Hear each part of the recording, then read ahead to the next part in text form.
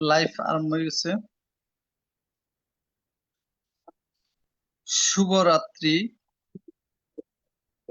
আজ 17ই আগস্ট 2026, রোজ সোমবার। ITSS এর মূল কথা, সদ্ধর্মের আলোয় থাকবো আলোকিত। নমো তাস্সা ভগবতু আরাতু সাম্মা সম্বুদ্ধাস্সা। নমো তাস্সা ভগবতু আরাতু সাম্মা সম্বুদ্ধাস্সা। নমো তাস্সা ভগবতু আরাতু সাম্মা সম্বুদ্ধাস্সা। দেবমানব পূজ্য জগৎগুরু মহাজ্ঞানী তথাগত সম্যক সম্বুদ্ধকে বন্দনা জানাই ভারতের ষষ্ঠ সংঘরাজ ITSS পেজের আশীর্বাদক শ্রদ্ধেয় ভদন্ত দিকপাল মহাথেরোবান থেকে বন্দনা জানাই ITSS পেজের সাথে সংযুক্ত সকল পরম পূজনীয় ভিক্ষু সংঘ ও শ্রমণ সংঘদেরকে।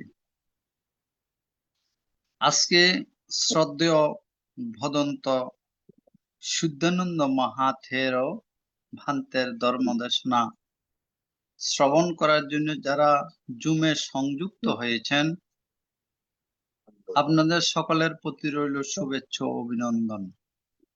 আমাদের মিটিং আইডি 884571573335, পাসকোড 788256।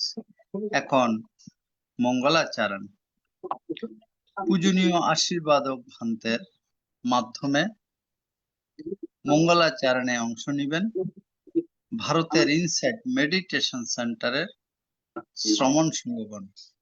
আমি শ্রমণ সংঘগণকে বন্দনাপূর্বক আহ্বান করছি পবিত্র ত্রিপিটক থেকে মঙ্গলাচরণে অংশ নেওয়ার জন্য।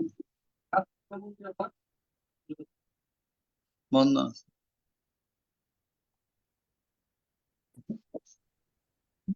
নমো তাস্সা ভগবতো আরহাতো সাম্মা সম্বুদ্ধাস্সা। নমো তাস্সা ভগবতো আরহাতো সাম্মা সম্বুদ্ধাস্সা।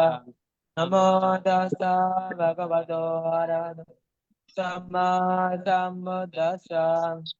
ভগবতা ভগবানো তে তপস্যাসনা तावतावधिगणो भोजालोकानुकम्पाय अपमादेन विकवे सम्पदेता दुर्लभो बुद्धो बाधो लोकस्मिन् दुर्लभो मनुष्यत्वपतिलाभो दुर्लभो घनसम्पत्ति दुर्लभा पापच दुर्लभा च धर्मश्रवणा दुर्लभो सा पुरुष संसेवो आरभतानि कमदायुञ्जता बुद्ध शासने दुनादमाजनसेनानलागारामकुञ्जरो जयमास्मिन् धम्मविनये आपमादो विहसति पायजाति संसारालोकसन्दाङ्गरे सतीति भवतो शापमङ्गलराकान्तो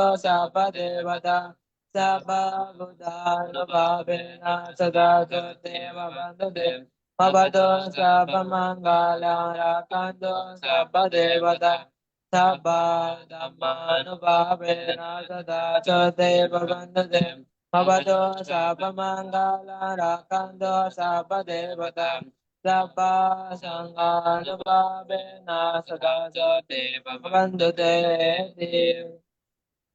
সাধু সাধু সাধু।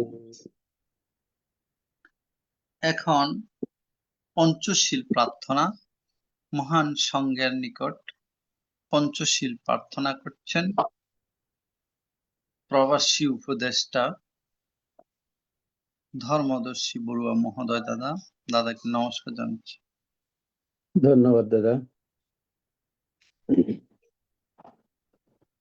আমি প্রথমে তথাগত সম্বুদ্ধকে নতশিরে বন্দনা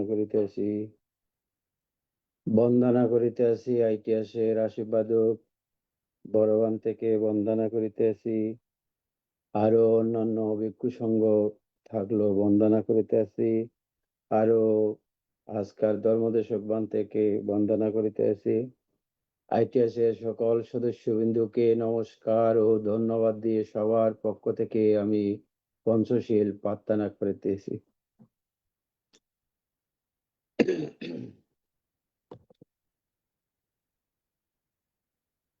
সাধু সাধু সাধু। বুদ্ধাং বন্দামি, ধম্মাং বন্দামি, সাংঘাং বন্দামি, অহং বন্দামি সর্বদা। দ্বিতীয়ম্পি বুদ্ধাং বন্দামি, ধম্মাং বন্দামি, সাংঘাং বন্দামি, অহং বন্দামি সর্বদা। তৃতীয়ম্পি বুদ্ধাং বন্দামি, ধম্মাং বন্দামি, অহং বন্দামি সর্বদা। প্রকাশা ওয়ান্দামি বান্তে সাঙ্গো দ্বারাতায়েনা কাতাং সাব্বাং অপরাধাং ক্ষমাতো ন বান্তে সাঙ্গো।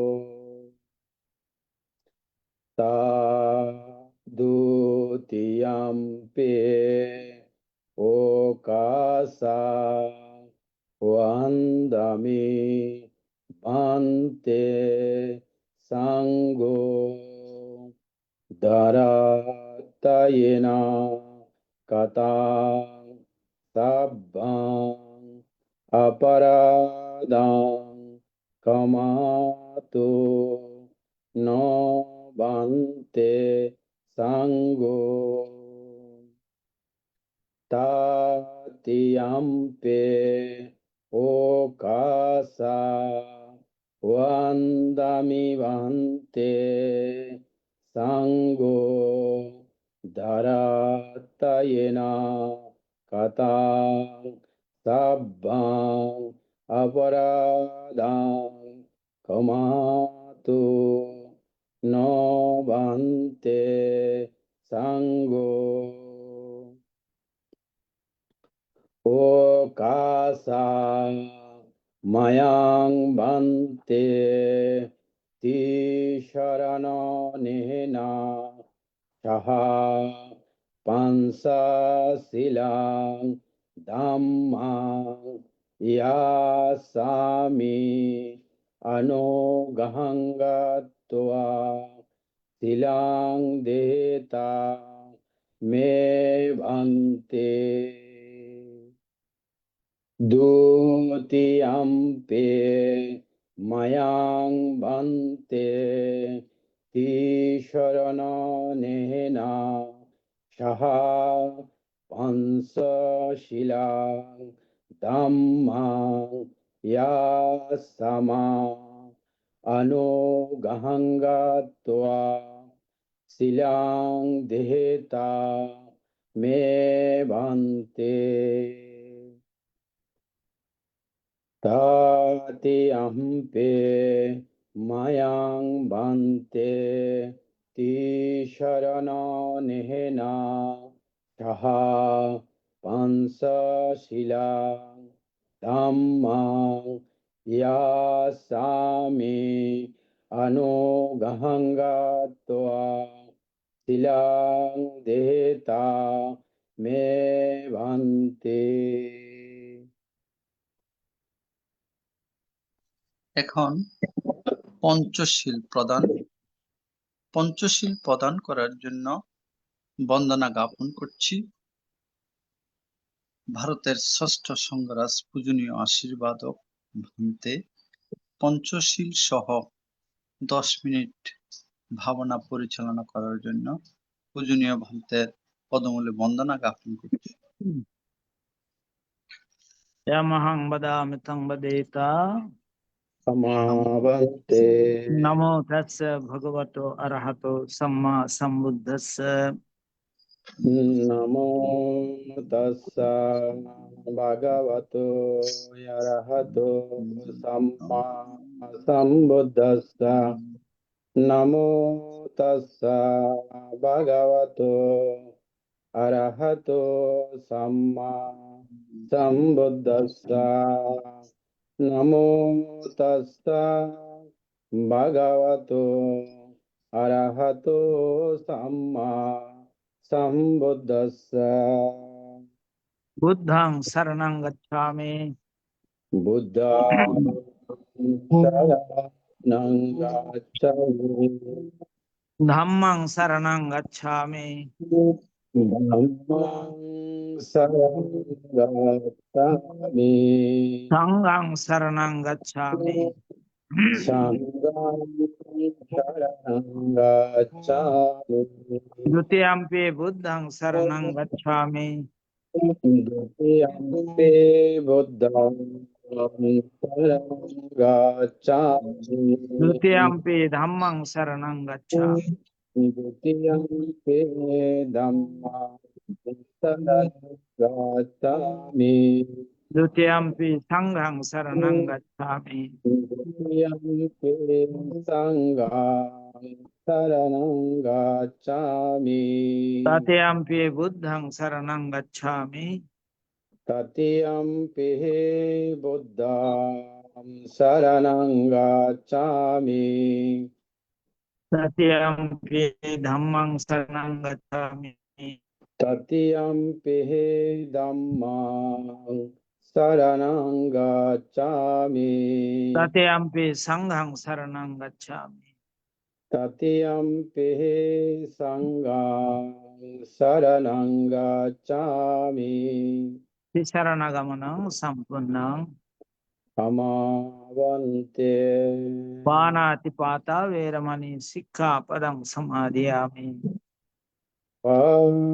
पाणातिपाता वैरमणि सिक्खापदं समादयामि आदिन्नादाना वैरमणि सिक्खापदं समादयामि अदिन्नादान वैरमणि सिक्खापदं समादयामि कामेषु मिच्छाचारा वैरमणि सिक्खापदं समादयामि कामेषु मिच्छाचार वैरमणि सिक्खापदं समादयामि मुसावादा वैरमणि सिक्खापदं समादयामि मुसावादा वैरमणि सिक्खापदं समादयामि सुरामेरय मज्जपमदठाना वैरमणि सिक्खापदं समादयामि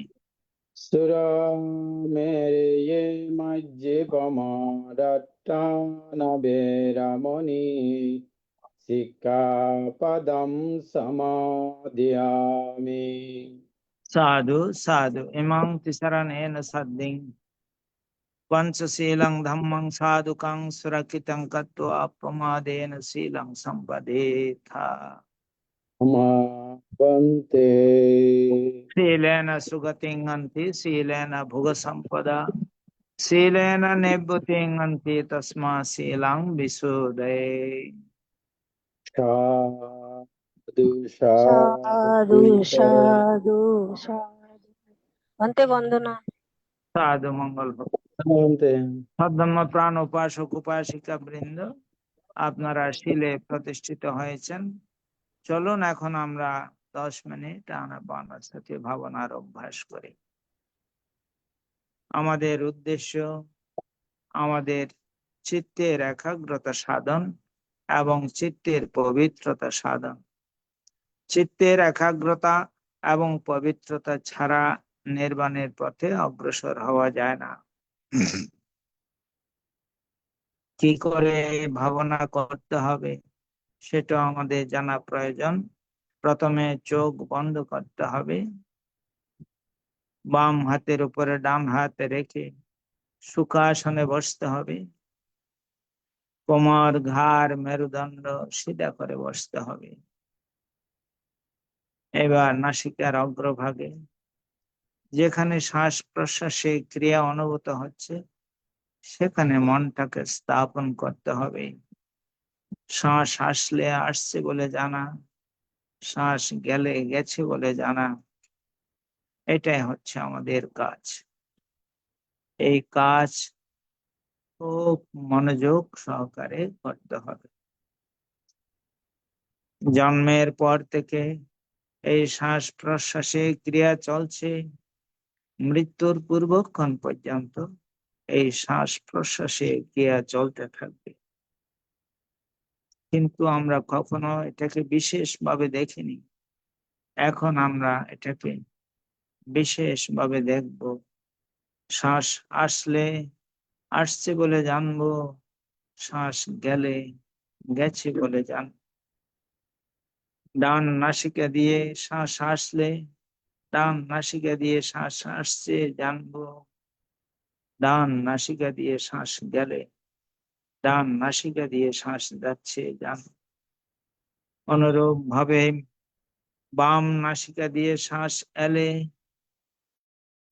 বাম নাসিকা দিয়ে শ্বাস আসছে জানবো, বাম নাসিকা দিয়ে শ্বাস গেলে বাম নাসিকা দিয়ে শ্বাস যাচ্ছে জানবো। উভয় নাসিকা দিয়ে শ্বাস এলে উভয় নাসিকা দিয়ে শ্বাস আসছে জানবো, উভয় নাসিকা দিয়ে শ্বাস গেলে উভয় নাসিকা দিয়ে শ্বাস যাচ্ছে জানবো। শ্বাস ছোট হয়ে এলে শ্বাস ছোট হয়ে আসছে জানবো, শ্বাস ছোট হয়ে গেলে শ্বাস ছোট হয়ে যাচ্ছে জানবো। অনুরূপ ভাবে শ্বাস বড় হয়ে এলে শ্বাস বড় হয়ে আসছে জানবো, শ্বাস বড় হয়ে গেলে শ্বাস বড় হয়ে যাচ্ছে জানবো। যখন যেভাবে শ্বাস আসছে আর যখন যেভাবে শ্বাস যাচ্ছে ঠিক সেই ভাবে জানতে হবে। নিজের অজান্তে একটি শ্বাসও যেন ভিতরে প্রবেশ করতে না পারে। অনুরূপ ভাবে নিজের অজান্তে একটি শ্বাসও যেন বেরিয়ে যেতে না পারে। প্রত্যেকটি শ্বাস প্রশ্বাস জেনে জেনে নিতে হবে এবং জেনে জেনে ছাড়তে হবে। খুব সাবধান, খুব সজাগ, খুব সচেতন ভাবে কাজ করতে হবে।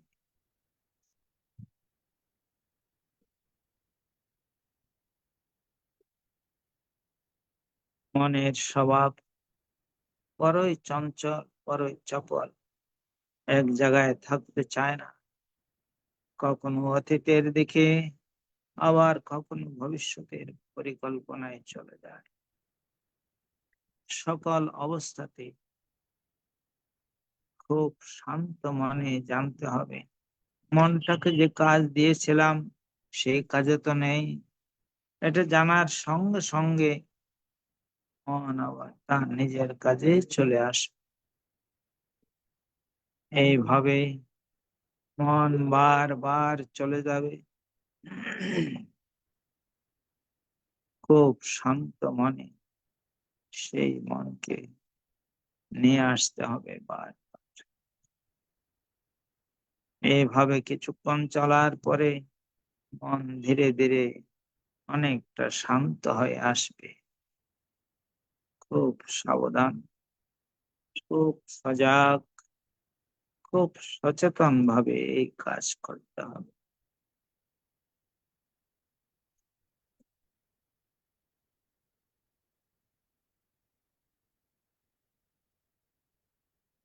যারা এই চঞ্চল চপল মনকে শান্ত করতে পারে তারাই সাধক, তারাই ধ্যানী। তারাই জ্ঞান। খুব সাবধান, খুব সজাগ, খুব সচেতন এই কাজ করতে হবে।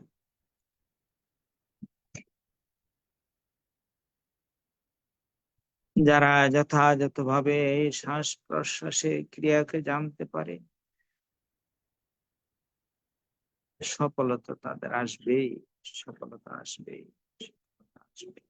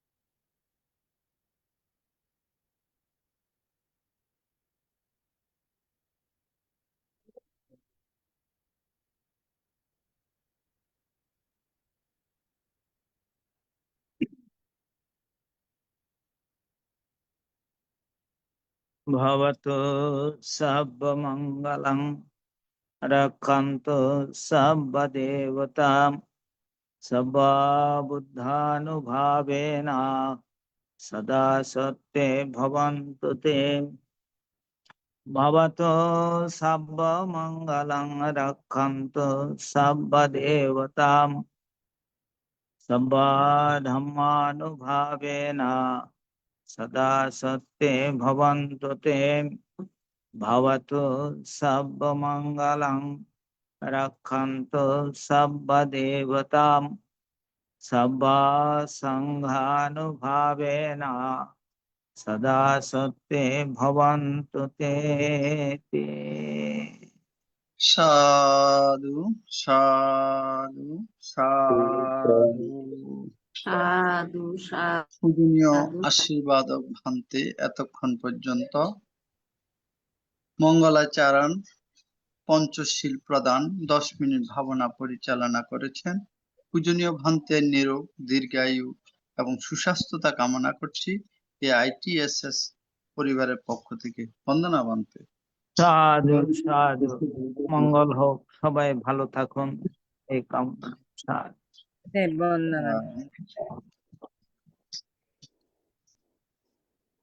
আন্তর্জাতিক ত্রিপিটক সদ্ধর্ম শিক্ষা ITSS জুম ভার্চুয়ালের মাধ্যমে এখন ধর্মদেশনা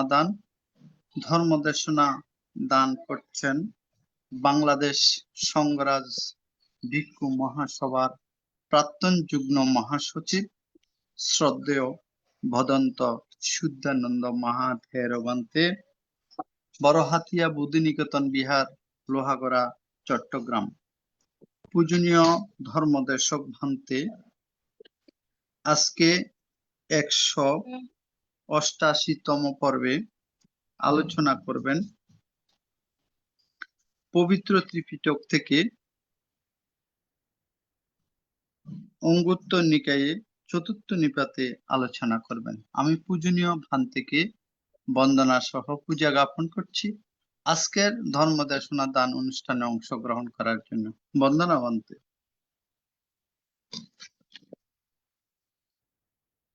সাধু, ধন্যবাদ উপস্থাপক মহোদয়। এতক্ষণ পর্যন্ত আপনারা শিলে প্রতিষ্ঠিত হয়ে ধ্যান অনুশীলন করেছেন এবং দেশনা শ্রবণের জন্য প্রার্থনা করেছেন। তাই আমি প্রার্থনার দিকে যাচ্ছি, দেশনার দিকে যাচ্ছি। নমো তাস্য ভগবতো আরহতো সম্মা সম্বুদ্ধস্য সুখো বুদ্ধানুপদ্য সুখো সদ্ধম্ম দেশনা সুখো সংগস্য সামগ্রে সমঘ্নং তপসুখো এথেন সস্যবজ্ঝেন হোতু তে জয়মঙ্গলান্তি। সাধু সাধু সাধু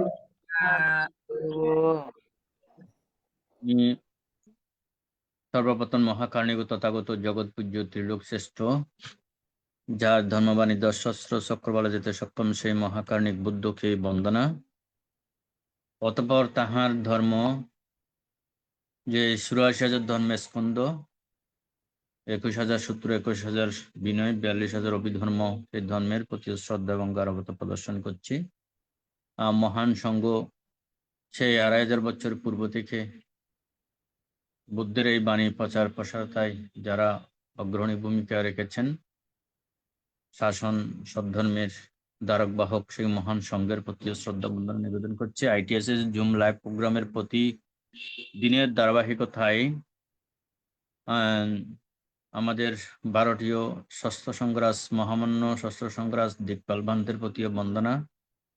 অপরাপর যারা সম্পৃক্ত রয়েছেন, ITSS এর প্রতিষ্ঠাতা, পরিচালক, উপদেষ্টা, কলাকৌশলী, উপস্থাপক এবং ITSS এর সমন্বয়কারী প্রিয়ভাজন ইন্দ্রবংশ সহ যারা প্রতিদিন ধর্মদান করেন মহান সংঘ, তো সেই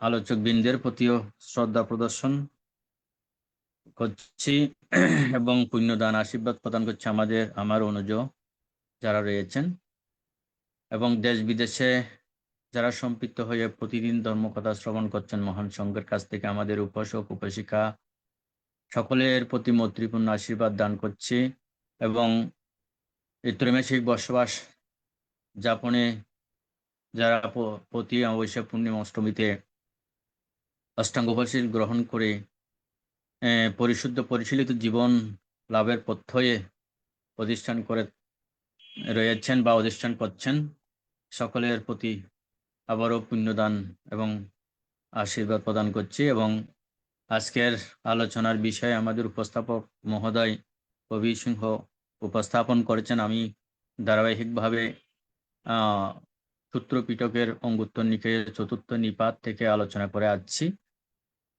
তো 2-1 সপ্তাহ আমি আপনাদের সাথে সম্পৃক্ত হতে পারিনি, ইলেকট্রিসিটি থাকে না, তাই সেজন্য দুঃখ প্রকাশ করছে। কারণ আপনাদের সাথে সম্পৃক্ত হয়ে যে আমার একটা ধর্মদানের একটা সুযোগ, সেটা থেকে আমি বঞ্চিত হয়েছি, তাই দুঃখ প্রকাশ করছি। তাই আজকে আলোচনা কারেন্ট যখন আছে আপনাদের সাথে সম্পৃক্ত হয়ে ভালো লাগছে। এবং আলোচনার বিষয় যেটা আলোচনা করব সেটা হচ্ছে সূত্র পিটকের অঙ্গুত্তর নিকায়ের চতুর্থ নিপাতের ধারাবাহিক আলোচনার পর্ব তৃষ্ণা সূত্র, তৃষ্ণা নামক সূত্র, সে আলোচনা করব। সেই তৃষ্ণা মানে তন্হা তৃষ্ণা সূত্র। ভগবান মহাকারণিক তথাগত সম্যক সম্বুদ্ধ ভিক্ষু সংঘকে আহ্বান করে বললেন, ভিক্ষুগণ, তোমাদেরকে জাল সদৃশ সংসার কান্তারের প্রবাহমান নদী সদৃশ জলের মতো বিস্তীর্ণ এবং শক্ত সংযোজন রূপ তৃষ্ণা সম্পর্কে দেশনা করব।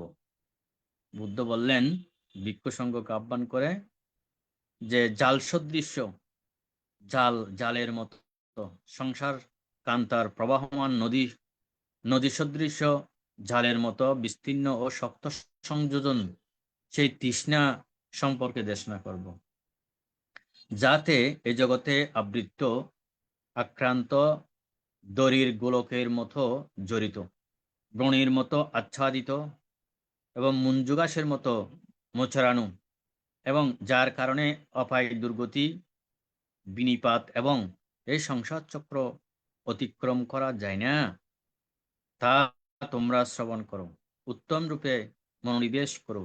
আমি বিবৃতি করছি, হ্যাঁ বন্তে বলে তখন ভিক্ষু সংঘগণ সম্মতি প্রদান করেছেন এবং বুদ্ধের এই জাল তৃষ্ণা নামক জাল সদৃশ্য সেই তন্হাকে জানার জন্য ভগবান প্রত্যুত্তরে প্রদান করলেন। অতঃপর ভগবান এরূপ বললেন, তাহলে তোমরা শ্রবণ করো। হ্যাঁ ভিক্ষুগণ, সেই জাল সদৃশ্য সংসার কান্তারে প্রবাহমান নদী সদৃশ্য জালের মতো বিস্তৃত এবং শক্ত সংযোজন রূপ তৃষ্ণা কিরূপ, যাতে এই জগৎ আবৃত আক্রান্ত দড়ির গোলকের মতো জড়িত, ভ্রণীর মতো আচ্ছাদিত, মুঞ্জুগাসের মতো মোচড়ানো, এবং যার কারণে অপায় দুর্গতি, বিনিপাত এবং এই সংসার চক্র অতিক্রম করা যায় না। ভিক্ষুগণ, আধ্যাত্মিকভাবে তৃষ্ণা দ্বারা বিচরিত 18 প্রকার চিন্তা, তৃষ্ণা দ্বারা বিচরিত 18 প্রকার চিন্তা এবং বাহ্যিকভাবে তৃষ্ণা দ্বারা বিচরিত 18 প্রকার চিন্তা। ভিক্ষুগণ, আধ্যাত্মিকভাবে বিচরিত 18 প্রকার চিন্তা কিরূপ শোনো। যথা আমি নিজে হই, আমি এরূপ ধারণা এবং এরূপ ধারণ কারণে এমন চিন্তা উৎপন্ন হয় যে আমি এই জগতে, আমি এইরূপ, আমি অন্যরূপ, আমি এরূপ আছি, আমি অন্যরূপ আছি, আমি হই, আমি এই জগতে হই, আমি এরূপ হই, আমি অন্যরূপ হই, আমি হব, আমি এই জগতে হব, আমি এরূপ হব, আমি অন্যরূপ হব। আধ্যাত্মিকভাবে তৃষ্ণা দ্বারা বিচারিত এই 18 প্রকার চিন্তা। ভিক্ষুগণ বাহিকভাবে তৃষ্ণা দ্বারা বিচারিত 18 প্রকার চিন্তা কিরূপ? তখন বুদ্ধ বললেন, যথা এটির দ্বারা আমি, এরূপ ধারণা কারণে এরূপ চিন্তা উৎপন্ন হয় যে এটির দ্বারা আমি এই জগতে, এটির দ্বারা এরূপ, এটির দ্বারা অন্যরূপ, এটির দ্বারা আমি নিত্য, এটির দ্বারা আমি নিত্য নই, এটির দ্বারা আমি আছি, এটির দ্বারা আমি এই জগতে আছি, এটির দ্বারা আমি এরূপ আছি, এটির দ্বারা আমি অন্যরূপ আছি, এটির দ্বারা আমি হই, এটির দ্বারা আমি এই জগতে হই, এটির দ্বারা আমি এরূপ হই, এটির দ্বারা আমি অন্যরূপ হই, এটির দ্বারা আমি হব, এটির দ্বারা আমি এই জগতে হব, এটির দ্বারা আমি এরূপ হব, এটির দ্বারা আমি অন্যরূপ হব।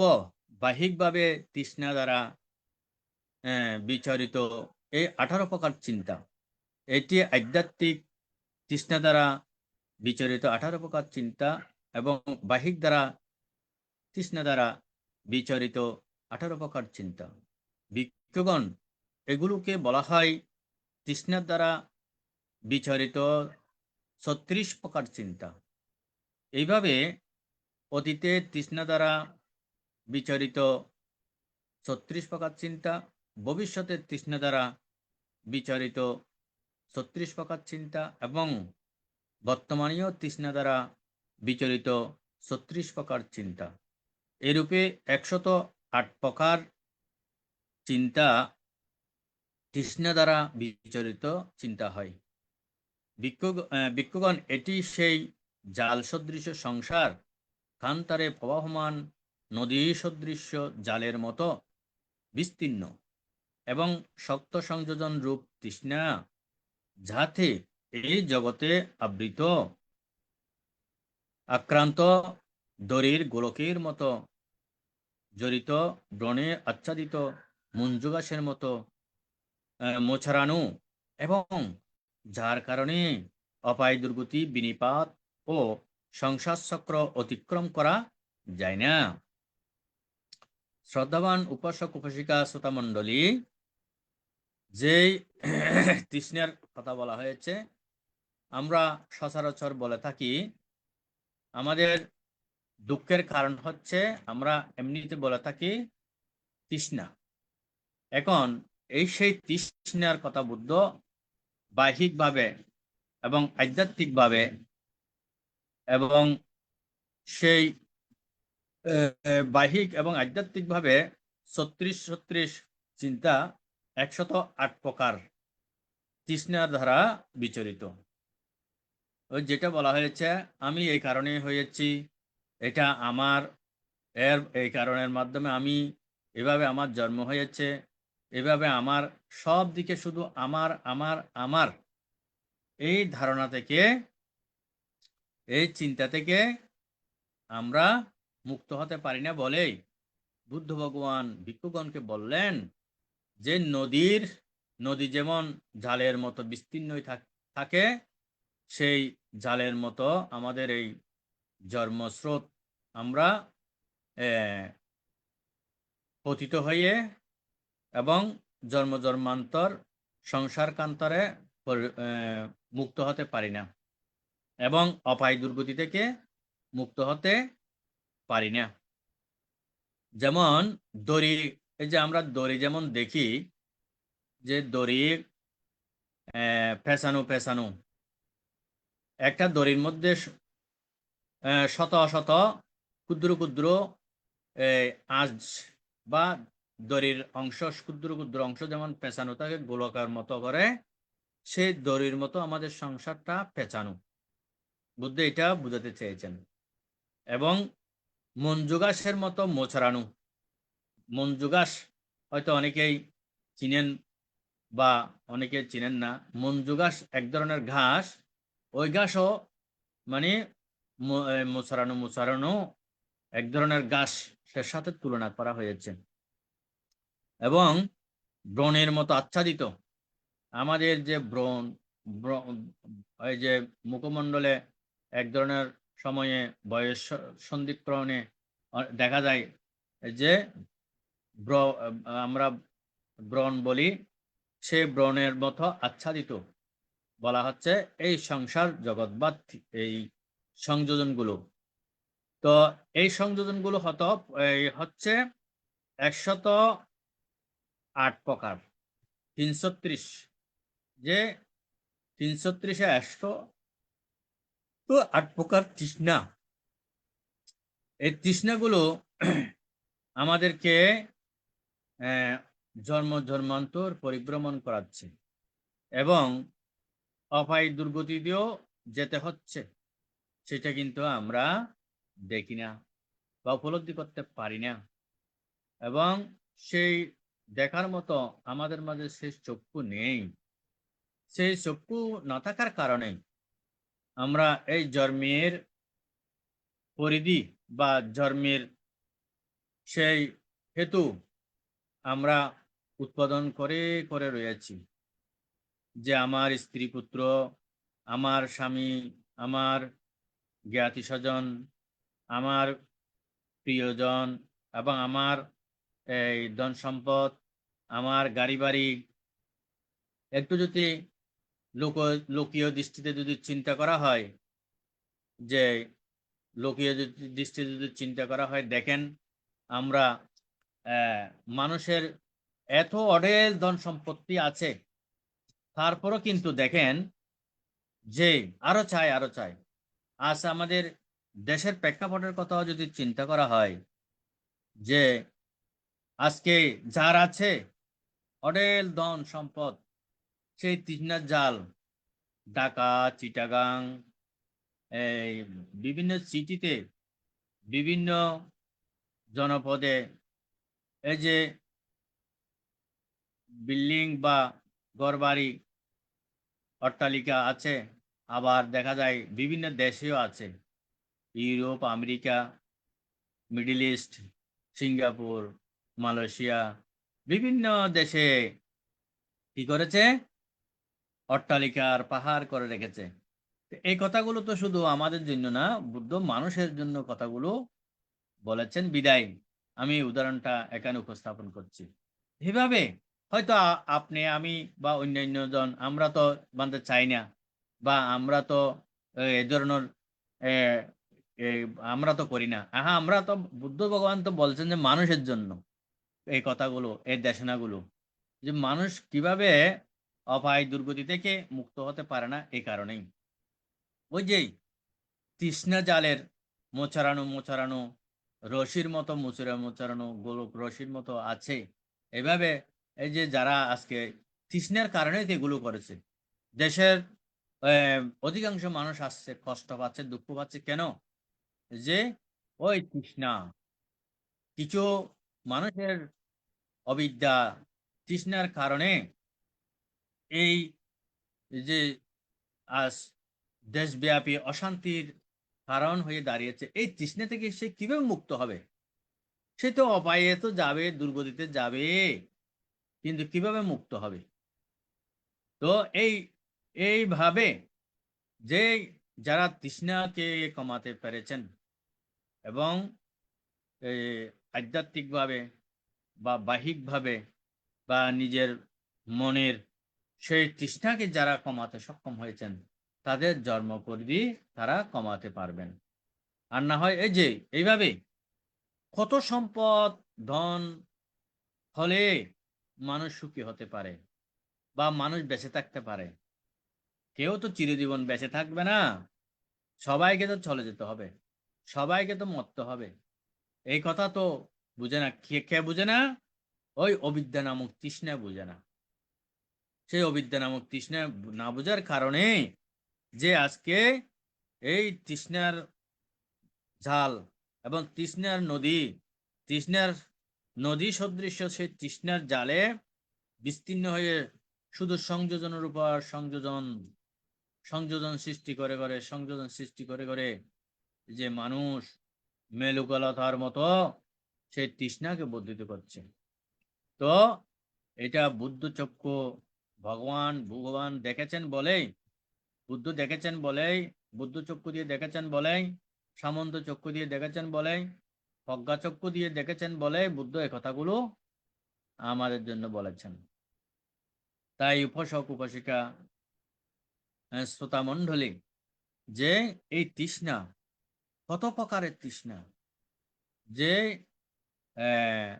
108 প্রকার তৃষ্ণা, বাহ্যিকভাবে, আধ্যাত্মিকভাবে এবং মনোজগতের সেই তৃষ্ণা।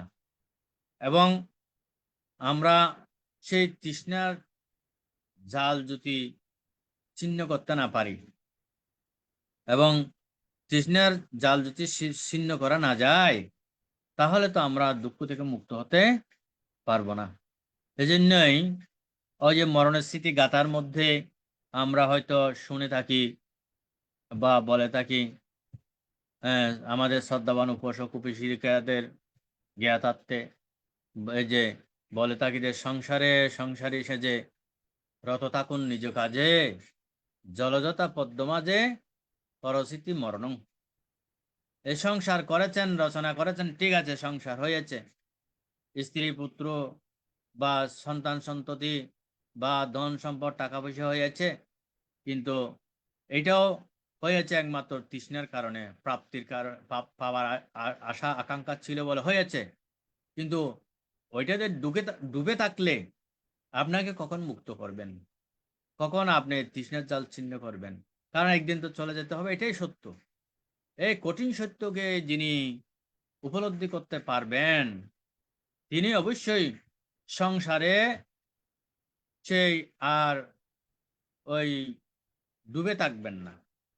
তিনি প্রচেষ্টা করবেন, আমার তো অনেক প্রাপ্তি হয়েছে, আমি অনেক কিছু পেয়েছি, অনেক কিছু আমার যে অনুগত বা অনেক কিছু আমার আয়ত্তে বা আমার আমার বলে আমি লাভ করেছি, পেয়েছি, কিন্তু আমার আমিত্ব থেকে আমি কখন মুক্ত হব? তো সেজন্য ওই যে মরণস্মৃতি গাথা অনুসারে যদি আমরা চলতে পারি, সংসারী সেজে রত থাকুন নিজ কাজে, তাহলে এই তৃষ্ণাকে ক্ষমাতে সক্ষম হবেন। না হয় উপাসক উপাসিকাগণ তৃষ্ণার কারণে ঘরের বিভিন্ন তীর্য প্রাণী হয়েও জন্মগ্রহণ হতে পারে। যেমন আমাদের ঘরে আমরা পোষণ করি কুকুর, বিড়াল, গরু, ছাগল, হাঁস, মুরগি এবং কত কিছু প্রতিপালন করে, কত এই তীর্য প্রাণী ঘরের মধ্যে প্রতিপালিত হয়। আবার কত তীর্য প্রাণী বাহিরে, ওই যে বাহিরের তৃষ্ণা, বাহিরে বিচরণ করে, এবং আমরা প্রতিপালনও করি, বাহিরেও বিচরণ করে অসংখ্য প্রাণী। এগুলো তো বুদ্ধ বললেন এক একটা সংস্কারের তৃষ্ণায় এগুলো জন্ম হচ্ছে।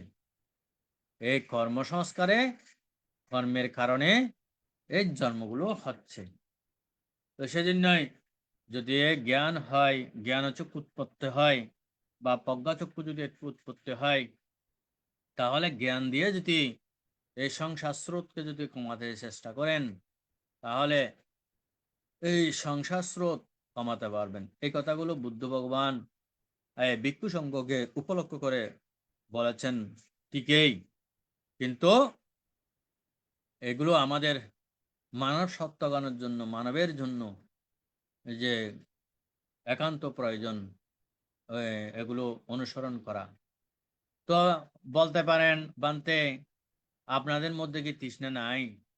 অবশ্যই আমাদের ভিক্ষু সংঘের মধ্যেও ভিক্ষু হয়েছি বলে, আমি শ্রমণ হয়েছি বলে, ভিক্ষু সংসার ত্যাগী হয়েছি বলে কি আমাদের মধ্যে কি তৃষ্ণা নাই? ভিক্ষু হলে কি মুক্ত হয়ে যাব? মুক্ত হতে পারে? এই কথায় গ্রান্টি কিন্তু বুদ্ধ দেয়নি।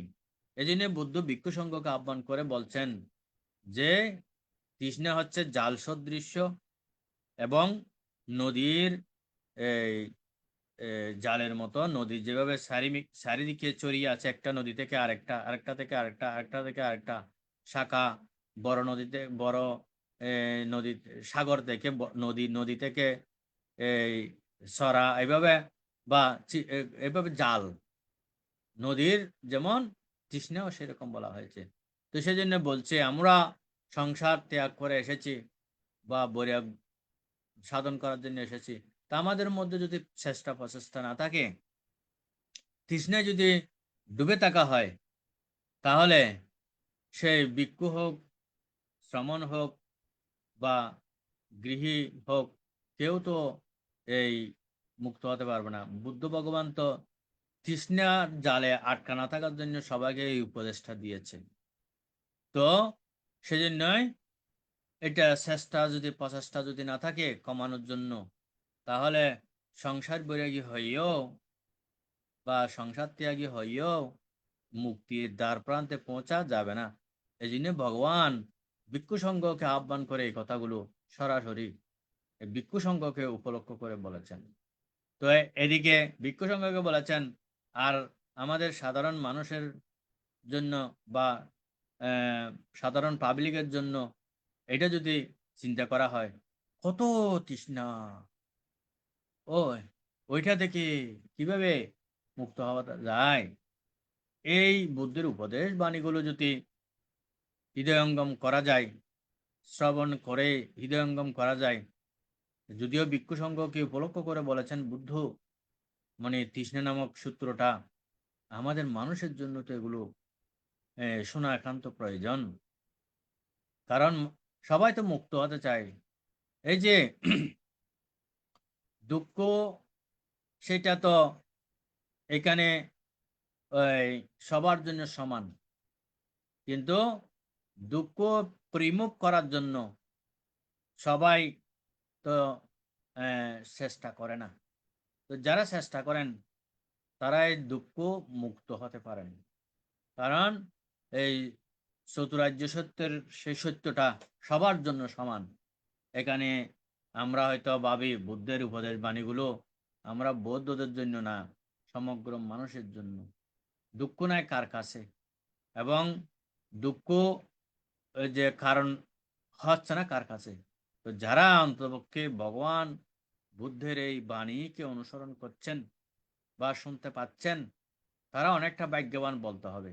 কারণ শোনার পরে একটু সংবেগ উৎপন্ন হতে পারে, ও এই কথাগুলো তো আমি আগে শুনি নাই, এখন যে শুনতে পেরেছি আমার মধ্যে একটা সংবেগ উৎপন্ন হয়েছে, সচেতনতা উৎপন্ন হয়েছে যে বুদ্ধ কিভাবে কি জন্য বলেছেন এই কথাগুলো, আমাদের দুঃখটা কোথায় এবং দুঃখের কারণটা কোথায়, এবং দুঃখ যে নিরোধ আছে সত্যটা কোথায়, এটা অন্তপক্ষে আবিষ্কার করার মতো একটু হলেও শ্রবণের মাধ্যমে সংবেগ উৎপন্ন হয়।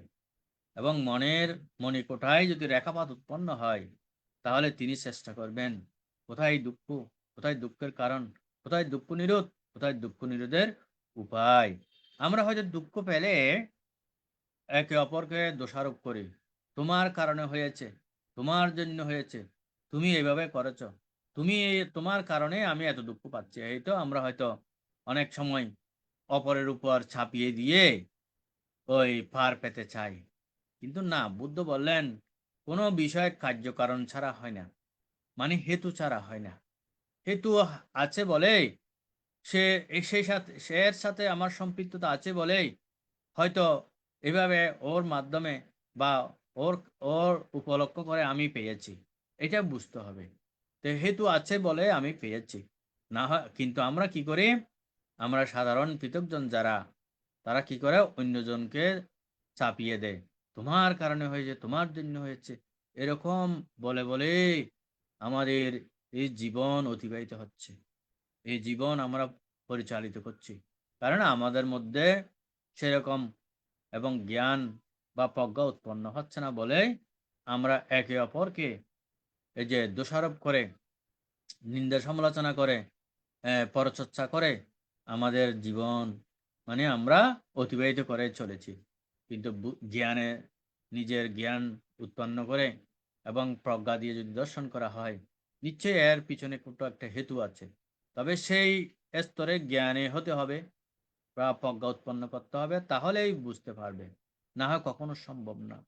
এই মনুষ্য জন্ম, মনুষ্য লোক যে কিভাবে মুক্ত হবে, উদ্ধার হবে, এই কথাগুলো ভগবান মহাকারণিক তথাগত আমাদেরকে দিক নির্দেশনা প্রদান করে গিয়েছেন।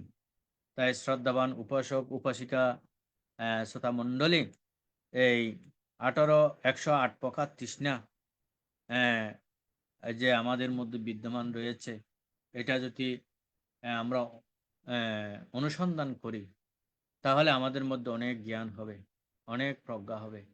তাহলে আমরা একবারে না পারলেও আমাদের কাছ থেকে আমরা আমাদের সেই তৃষ্ণাগুলো আমরা ক্ষীণ করতে পারবো। সেই তৃষ্ণা যদি ক্ষীণ হয় এবং সেই তৃষ্ণা স্রোত যদি কমে যায়, তাহলে আমার জন্ম স্রোত কমে যাবে। আমি আর জন্ম হব না। আমি আজকে দুঃখ পাচ্ছি কেন? জন্ম হয়েছে বলে। যে জন্ম না হলে, আমার যদি জন্ম না হতো, আমি দুঃখ পেতাম না, জরাগ্রস্ত হতাম না, ব্যাধিগ্রস্ত হতাম না, এবং সর্বশেষ মরণ আসতো না। জন্ম হয়েছি বলে হয়েছে। তবে জন্ম হয়েছি বলে এটাও একটা দুর্লভ মনুষ্য জীবন লাভ করা। এটাকে কিন্তু জন্ম হয়েছে বলে শুধু দুঃখ না, এইটাকে পরিমুখ করার মতো সেই শক্তিও এই জন্মের মধ্যে রয়েছে। এবং এই যে আবার ভগবান বুদ্ধ মনুষ্য জন্মকে দুর্লভ বলেছেন। এই দুর্লভ মনুষ্য জীবনকে আমাকে সার্থকে রূপায়িত করতে হবে। দুর্লভ মনুষ্য জীবন লাভ করে আমি যদি এই যে পশু পক্ষীর মতো তির্যক জাতির মতো করে যদি আমার জীবন অতিবাহিত হয়, তাহলে আমি মনুষ্য হয়ে জন্ম লাভ করে আমার সার্থকতা কোথায়? এই সার্থকতা আনায়নের জন্য বুদ্ধ ভগবানের এই উপদেশ বাণী এবং ৮৪,০০০ এই ধর্মের স্কন্ধ আমাদেরকে দিক নির্দেশনা প্রদান করে। তাই উপাসক উপাসিকা তথা মণ্ডলী, আমরা আহ, একদিকে দুর্ভাগা বলবো এর কারণেই আমরা বুদ্ধ সময় উৎপত্তি হতে পারিনি। আরেকদিকে সুভাগা মনে করব, অন্তপক্ষে মনুষ্যকুলে এসে বৌদ্ধগুলো জন্মগ্রহণ করেছি একজন মহাপুরুষের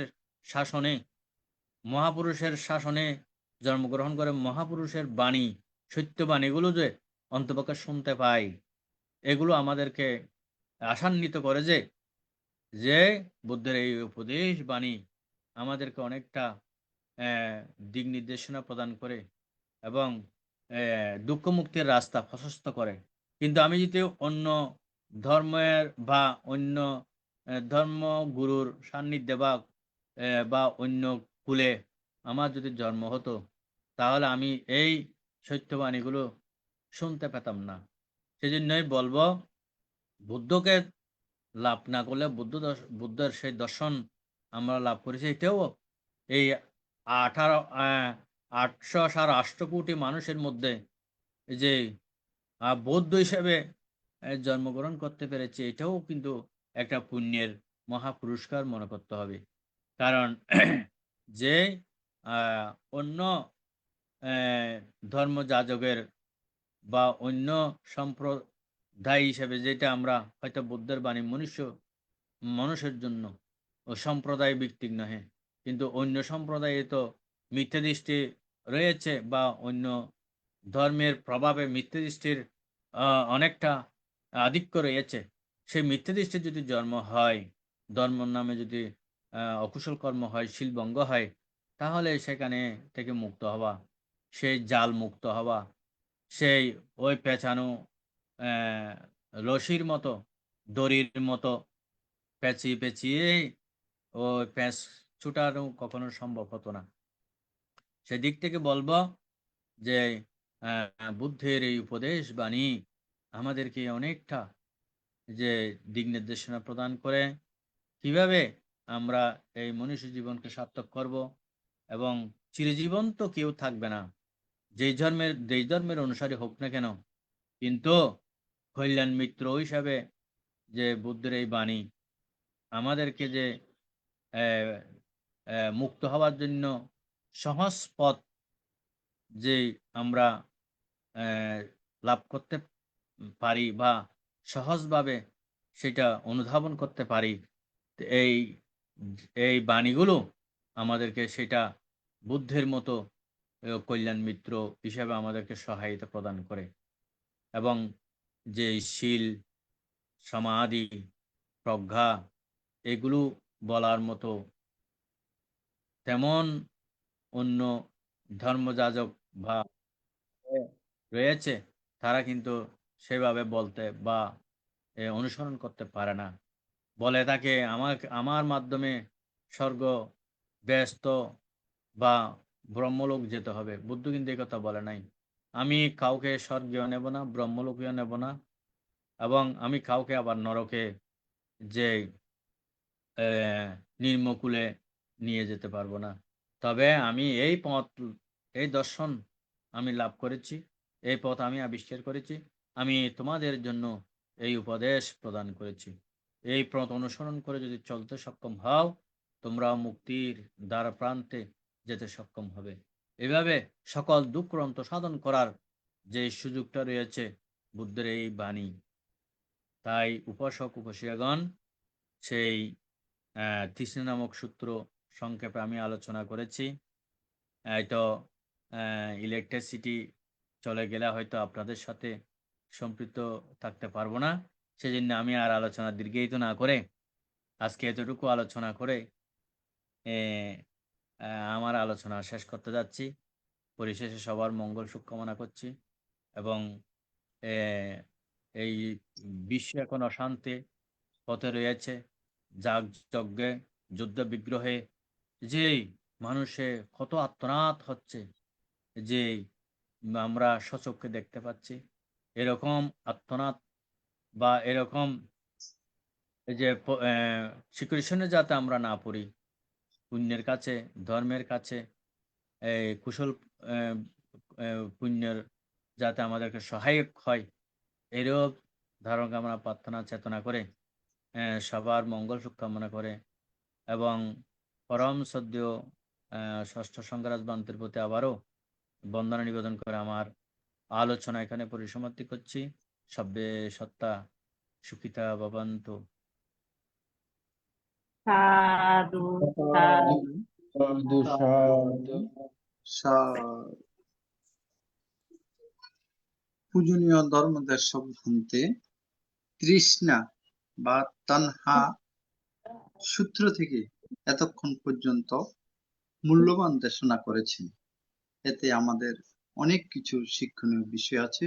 পূজনীয় ভান্তের নিরোগ, দীর্ঘায়ু এবং সুস্বাস্থ্যতা কামনা করছি এই ITSS পরিবারের পক্ষ থেকে। বন্দনা ভান্তে।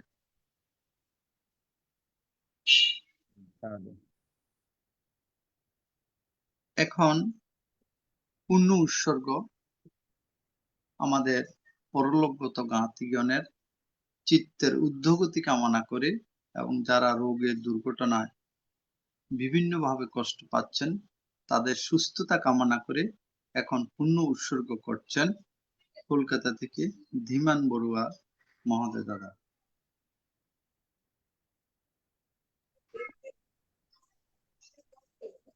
চলুন আমরা সকলে বিশ্ববাসীর উদ্দেশ্যে, বিশ্ববাসীর মঙ্গল কামনার্থে পুণ্যদানে, পুণ্য বিতরণে অগ্রসর হই।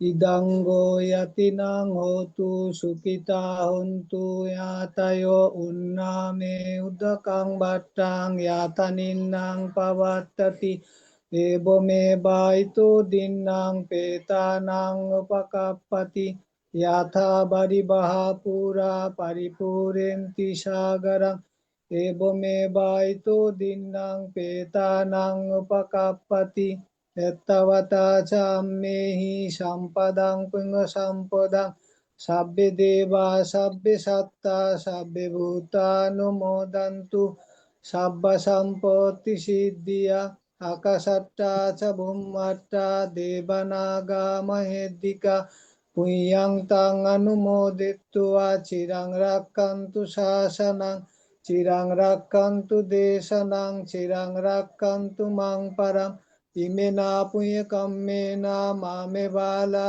সমাগমো শতাং সমাগমা হোতু ইয়াব নিব্বানোপাত্তিয়া ইদং মে পুণ্যাং নিব্বানস্য পাচ্চায়ো হোতু ভাবাতু তিষ্ঠাতু। সাধু সাধু সাধু। পূজনীয় ভান্তের আলোচনার প্রেক্ষিতে এখন অভিমত প্রকাশ করছেন মমতা বড়ুয়া মহাদয়া দিদি, কলকাতা থেকে। নমো বুদ্ধায়। বন্দনা নেবেন ভান্তে। আমি আজকে তো প্রথম থেকে শুনতে পারিনি ভান্তে, বিষয়টা কি বলেছেন বিষয়টা একটু বলুন। তৃষ্ণা সূত্র সম্পর্কে বলেছেন। তৃষ্ণা, এটা কোথা থেকে বলে হয়? ত্রিপিটকের কোথা থেকে? অঙ্গুত্তর নিকায়ে চতুর্থ নিপাত থেকে, অঙ্গুত্তর নিকায়ে চতুর্থ নিপাত থেকে তৃষ্ণা সূত্র তন্হা আর কি। আচ্ছা, আহ, আমি ভান্তে আমি প্রথম থেকে শুনিনি তো, আমার আমি ডিস্টার্বে আছি ঘরের মধ্যে। আচ্ছা আচ্ছা তাও লাস্টে যেটুকু শুনলাম খুব ভালো লেগেছে শুনে। আপনাকে বলছি আমার উপাসকের জন্য একটু আশীর্বাদ করুন ভালো থাকার জন্য। আচ্ছা আচ্ছা আচ্ছা। হ্যাঁ, সাধু সাধু। সাধু। ওইটা আশীর্বাদ পুণ্যদান। ওনার হাজবেন্ড বন্দনা নেবেন অসুস্থ, ভান্তে। এই জন্য আপনার আশীর্বাদ এই কামনা করছেন। দুদিনের জন্য বাড়িতে এসছে, আবার কালকে আবার যাবে। এখন ঠিক আছে। অভিমত প্রকাশ করছেন অনিতা বড়ুয়া মহাদয়া দিদি। সাধু সাধু সাধু। আমি বুদ্ধ রত্ন, ধর্মরত্ন, সংঘরত্ন, ত্রিরত্নকে শ্রদ্ধা চিত্তে বন্দনা করিতেছি। ITSS পেজের আশীর্বাদক বড়ভান থেকে বন্দনা করিতেছি আজকের প্রধান ধর্মদেশক বান থেকে, এবং বন্দনা করিতেছি ITSS পেজে সম্পৃক্ত সকল ভিক্ষু সংঘ এবং শ্রমণ সংঘকে বন্দনা করিতেছি। উপদেষ্টা দাদা সহ, উপস্থাপক দাদা সহ লাইভ এবং জুমে যে সমস্ত ধর্ম পিপাসু ধর্ম শ্রবণ করতে জুম এবং লাইভে আছেন তাদেরকে আমার নমস্কার এবং মৈত্রী জ্ঞাপন করতেছি। কৃতজ্ঞতা প্রকাশ করতেছি আজকে প্রধান ধর্ম দেশক বানতে অঙ্গুত্তর নিকায় থেকে তৃষ্ণা সূত্রটা বোঝানোর জন্য যথেষ্ট সুন্দরভাবে ব্যাখ্যা করেছেন। তৃষ্ণা 108 প্রকার তৃষ্ণা, পাশাপাশি তৃষ্ণার জাল যেভাবে নদী, সাগর, মহাসাগর ছড়াইয়ে থাকে, এইভাবে তৃষ্ণা। সূত্র পিটকের আলোকে তৃষ্ণা, আবার অভিধর্ম পিঠের আলোকে আমরা লোভ বলি। লোভের অনেকগুলো শব্দ, লিপ্সা, তৃষ্ণা, একদম অনেক কিছু। তো আসলে শ্রদ্ধেয় বান্তে নিজেকে খুবই অসহায় বোধ করি বা ছোট মনে করি। সেটা হচ্ছে যে জন্মের পর থেকেই, যতটুকু বুদ্ধির পর থেকেই তো এই তৃষ্ণা জাল, তৃষ্ণা, লোভ, দেশ, মোহ, বিশেষ করে তৃষ্ণা, এগুলো নিয়ে বিভিন্ন সময় বিভিন্ন বই থেকে পড়াশোনা করে করছি টুকটাক, তারপর শ্রদ্ধেয় বান্ধবদের মুখে শুনি।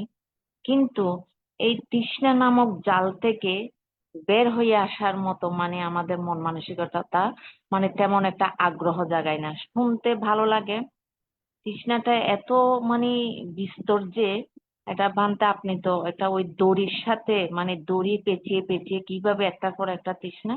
তা আমরা ওই অভিধর্মের পিঠের আলোকেও শ্রদ্ধেয় একজন ভান্তে দেশনা করেছিলেন যে আমরা গ্রাম অঞ্চলের মানুষ, আমরা বাঁশের ডুয়া, যেটা খাদ্য ভাষা বলে আর কি।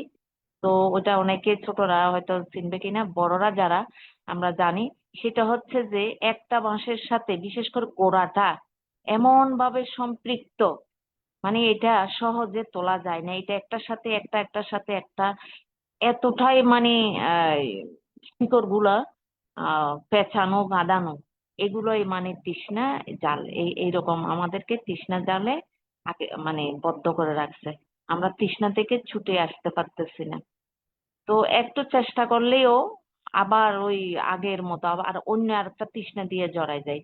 হয়তো একটু চেষ্টা করি, বান্দারা যখন দেশনা করেন অথবা শুনি না আমার এইটার থেকে বের হতে হবে, মনুষ্য জীবন দুর্লভ, মানে লোভ কমাতে হবে, অথবা মানে একটু নিজেকে পরিশুদ্ধ করতে হবে, এই বিষয়গুলো মনে আনলে পর কেন জানি আবার আমরা তৃষ্ণায় জড়ায় যাই। তো আসলে বানতে বলার কিছু নাই। আমি অত্যন্ত নিজের কাছে মানে খারাপ লাগে, এই তৃষ্ণা থেকে কেন বের হতে চেষ্টা করি না, অথবা করলে এটা বলবৎ বল মানে আরো জোরে সোরে করতেছি না কেন, এইরকম একটা বিষয় অনুভব করি। তা আপনি খুব সুন্দর করে দেশনা দেন, আপনার প্রতি শ্রদ্ধা বন্দনা জ্ঞাপন করতেছি। আমার এখানে কোনো অভিমত দেওয়ার মতে সেই ভাষা জ্ঞান নাই। এই আমরা মহিলারা বিশেষ করে যে কোনো ধর্ম শ্রবণে বা যে কোনো জায়গায় যেতে আগ্রহ বেশি দেখায় বা শুনিও, বাট আমরা এই তৃষ্ণার জাল থেকে বের হওয়ার জন্য প্রচেষ্টা প্রশ্নবোধক থেকে গেল। বান্তে বন্দনা। সাধু।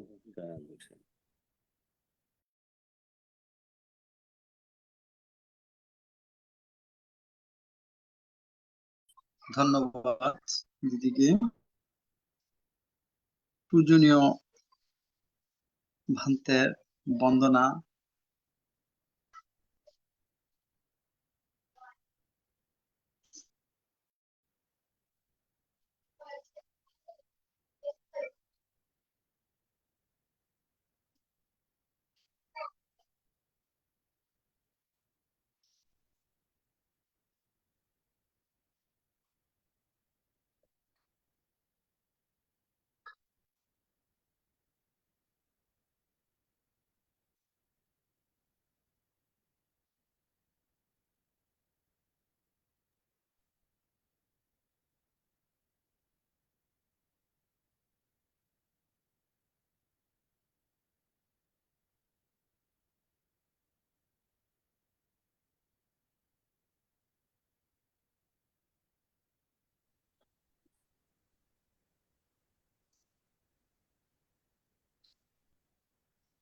পূজনীয় ভান্তেকে বন্দনা জ্ঞাপন করছি। সত্য সংযোজন তৃষ্ণা।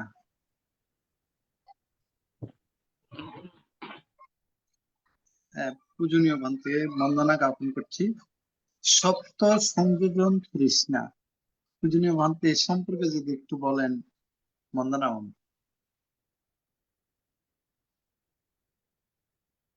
ভান্তে আপনার মাইকটা মিউট আছে ভান্তে।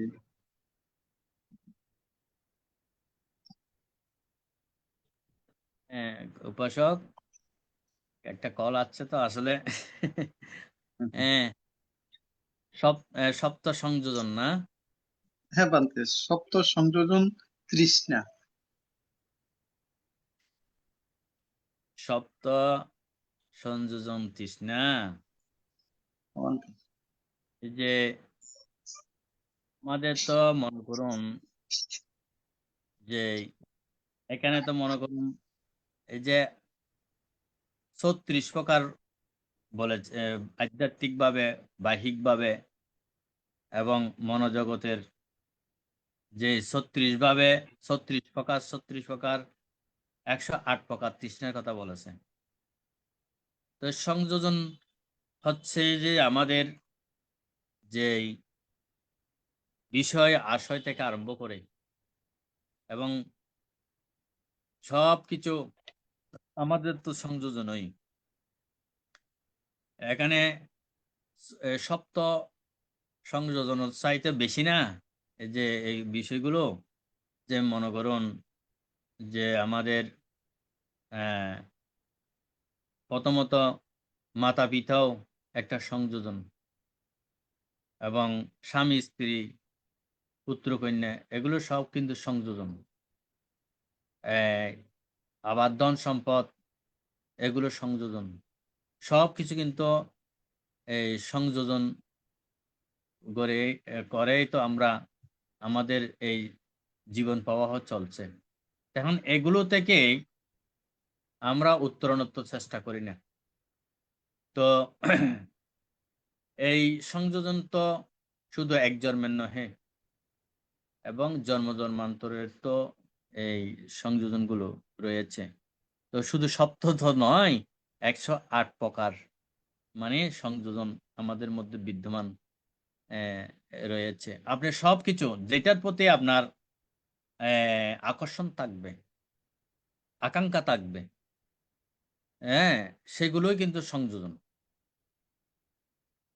এবং আপনার যে কোনো জিনিস, যেমন আমার যার যত সম্পদ বা যার যত এই বিষয় আশয়, সব কিছু কিন্তু সংযোজন।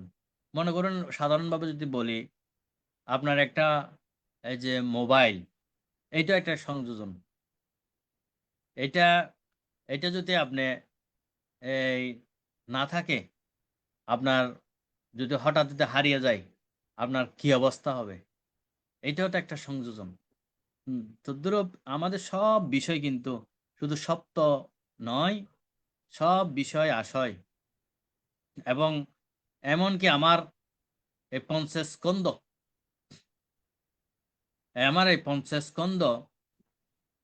বা সব কিছু কিন্তু সংযোজন।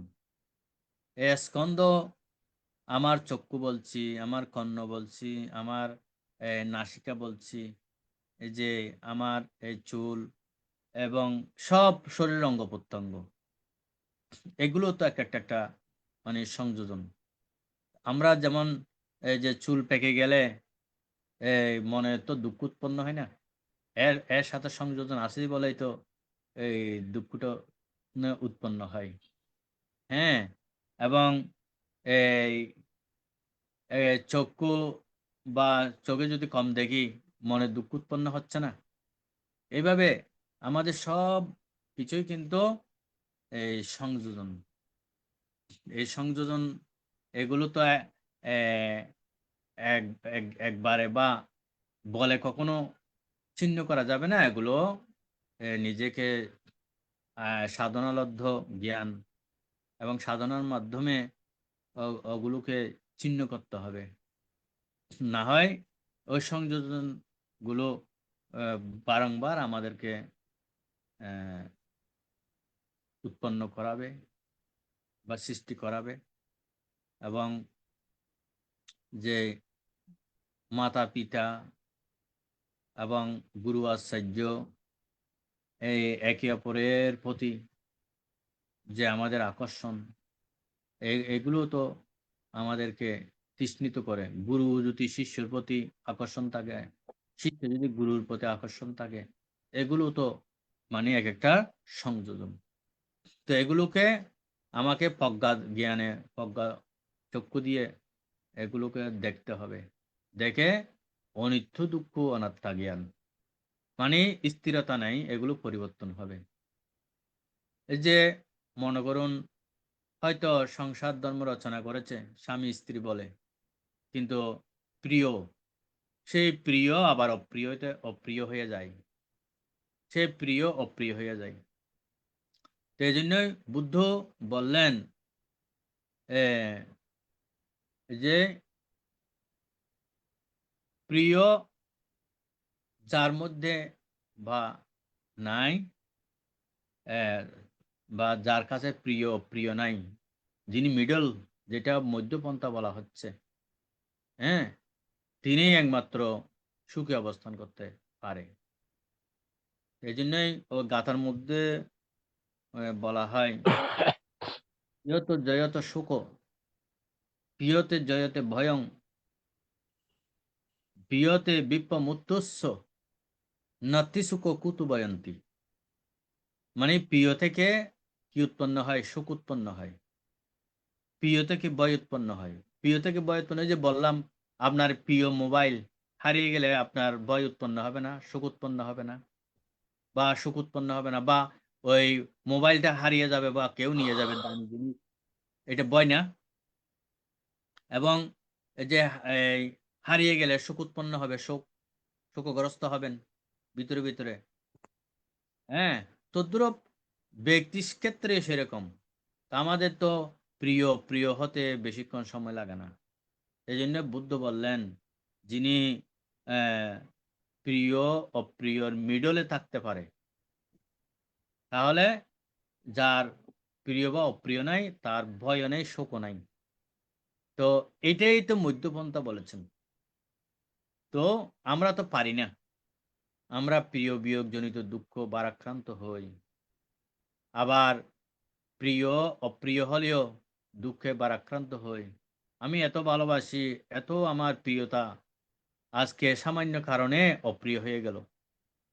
এজন্যই বুদ্ধ বললেন যে এর মাঝে মিডলে থাকার জন্য। এই মধ্যপন্থা যেটা আমরা বলি, বা মধ্যপন্থায় থাকার জন্য যেটা বলি, বুদ্ধ এইটাই কি বলেছেন, যে প্রিয়র প্রতিও আসক্তি তৃষ্ণা এবং অপ্রিয়র প্রতিও বিদ্বেষ অনুশোচনা যাতে না হয়।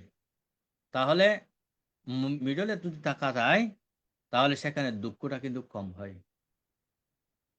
এই শক্তিটা অর্জন করতে হলে বলে তো সম্ভব না, এটা আপনাকে প্র্যাকটিস করতে হবে বা ধ্যান অনুশীলন করে সেই শক্তিটা অর্জন করতে হবে পরাক্রম। যেমন এই কিছুদিন আগে পরীক্ষার রেজাল্ট দিল, অনেকে পাশ করে নাই। তো পাশ করে না বলে কি হলো, যে মান সম্মানে নিজেকে নিজে আত্মহুতি দিল। এই যে ফার্স্ট মৃত্যুবরণ করলো, জীবনটা বিপন্ন করে ফেললো। বেঁচে থাকলে তো তিনি চেষ্টা প্রচেষ্টা করলে তো তাহলে তিনি পাশ করতে পারতো। মরে গিয়ে কি তার সমস্যা কি সমাধান হয়ে গেল? তো সেটা নিজেকে ধারণ করতে পারে নাই, যে আমি পাশ করি নাই, অপ্রিয় হয়েছে। হ্যাঁ, অপ্রিয়টা সে ধারণ করে ধরে রাখতে পারে নাই। এই কারণে অনেক ছাত্রছাত্রী নিজেকে বিপন্ন করে দিল। তাহলে বুদ্ধ আত্মহুতি দিতেও নিষেধ করেছেন এবং আহ্লাদিত হতেও নিষেধ করেছেন। আহ্লাদিত না হয়ে, আত্মহুতি না দিয়ে, নিজেকে নিজে জ্ঞান এবং প্রজ্ঞা সৃষ্টির মাধ্যমে নিজেকে মুক্ত করার জন্য, সশস্ত্র হওয়ার জন্য বলেছেন। এই জন্যেই এই যে সংযোজনগুলো প্রতিটি ক্ষেত্রে আমাদের এই সংযোজনগুলো রয়েছে বিদায় আমরা দুঃখ পাই, কষ্ট পাই। এমনিতে সপ্ত সংযোজন বলছেন, দশ সংযোজন আছে। দশ সংযোজন এই এই আছে, যেগুলো দশ সংযোজন বলা হয়। মানে এটা যে যারা বিশেষ করে এই শ্রোতাপত্তি বলে প্রতিষ্ঠিত হওয়ার পথের মধ্যে যারা রয়েছে, তাদের কাছে দশ সংযোজন থাকতে পারবে না। দশ সংযোজন, সপ্ত সংযোজন নয়, এটা দশ সংযোজন বলা হয়। এই দশ সংযোজন থাকলে এই যে বিশেষ করে আমার আমিত্ববোধ, এই যে প্রথমত নিজের এই আমি অহংভাব, আমার আমি করি, আমার সব, এটা থাকলে একদম এটা এই যে প্রথম এই যে সংযোজন। তো দশ সংযোজন রয়েছে, ক্লেশ আছে বিভিন্ন ভাবে সংযোজন। এই দশ সংযোজন যাদের মধ্যে থাকবে না, তারা ওই স্রোতে পতিত হতে সক্ষম। আর দশ সংযোজন থাকলে স্রোতে পতিত হতে পারে না, নির্বাণে উপনীত হতে পারে না।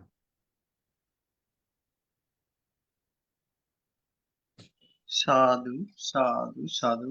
পূজনীয় বান থেকে বন্দনা। এখন অভিমত প্রকাশ করছেন অপূর্ব মিত্র বড়ুয়া মহোদয় দাদা।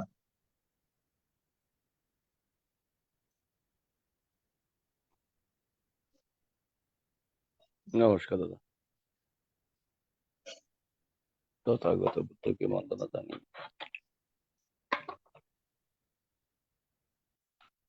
ITSS প্ল্যাটফর্মের সকল ভিক্ষু সংঘকে বন্দনা এবং ITSS প্ল্যাটফর্মের মিলনদা সহ সকল কর্মকর্তাকে আন্তরিক শুভেচ্ছা। এবং আজকের দেশবান্তে আমাদের পরম জ্ঞাতি সিদ্ধান্ত মাহাতের বান থেকে বন্দনা বান্তে। সাধু, আশীর্বাদ। ভালো আছেন? আছি বানতে, অনেক কেন আছো বানতে? এই তো আছি, মোটামুটি আছি আর কি। আছি। হুম। তো আজি বানতে মানে তৃষ্ণা এই দেশনা দিন বানতে আসলে আমি অন্য পারি, আমি অন্য ইয়ের মধ্যে আছিলাম। দেখলাম যে সাবজেক্টটা খুব আমাদের বুদ্ধিস্টের এবং বড়ুয়া সমাজ যারা বৌদ্ধ ধর্ম অবলম্বন করে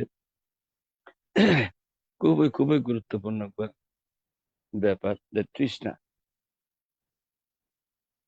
অনিতে দিয়ে কিছুক্ষণ আগে হলি ওই যে বাঁশের ডুয়া এমন ভাবে শক্ত পারে উপরে জোরে থাকে, হ্যাঁ, এই তৃষ্ণা সেরকম সংযোজন 108 প্রকার সংযোজনের কথা হয় মানব। মাতা পিতা, স্বামী স্ত্রী, ধন সম্পদ, লোভ দেশ মোহ প্রিয় প্রিয় ইন্ডিয়া কি সংযোজন। প্রশ্ন দিবান একখানা করে কোয়েশ্চেন করি আমরা যে তৃষ্ণা হলে কি ওনার মাতা পিতার প্রতি কর্তব্য বা স্বামী স্ত্রীর প্রতি, ধন সম্পদের প্রতি, লোভ দেশ মোহর প্রতি, জাগুই আইয়ে সাইতান্ন হলে কি যাইবি না বানতে? এইরকম হলে কি মুখে গলি কি এরকম সম্ভব? উপায় কি? ইবে তো ওই যে অনিতাদি হই সংযোজন, দশ সংযোজন এমন ভাবে কেরার মতো আটকে রাখে, উগ্র পরগ্য চিত্ত, উগ্র গেলে আর্ঘ ঢুকে, উগ্র গেলে আর্ঘটের লোভ দেশ মোহ ইনকি চাইলে কি পারা যায়? জাগই আই লোভ দেশ নাই হলে কি পারা যায় বানতে? কিন্তু ইবের উপায় কি বানতে? এই যে ভবাঙ্গের মধ্যে আর তোর এই দশ সংযোজন ক্লেশ ইউন আছে, ইউনরে কেন করে উপায়ান যদি হন বানতে বন্ধন বানতে।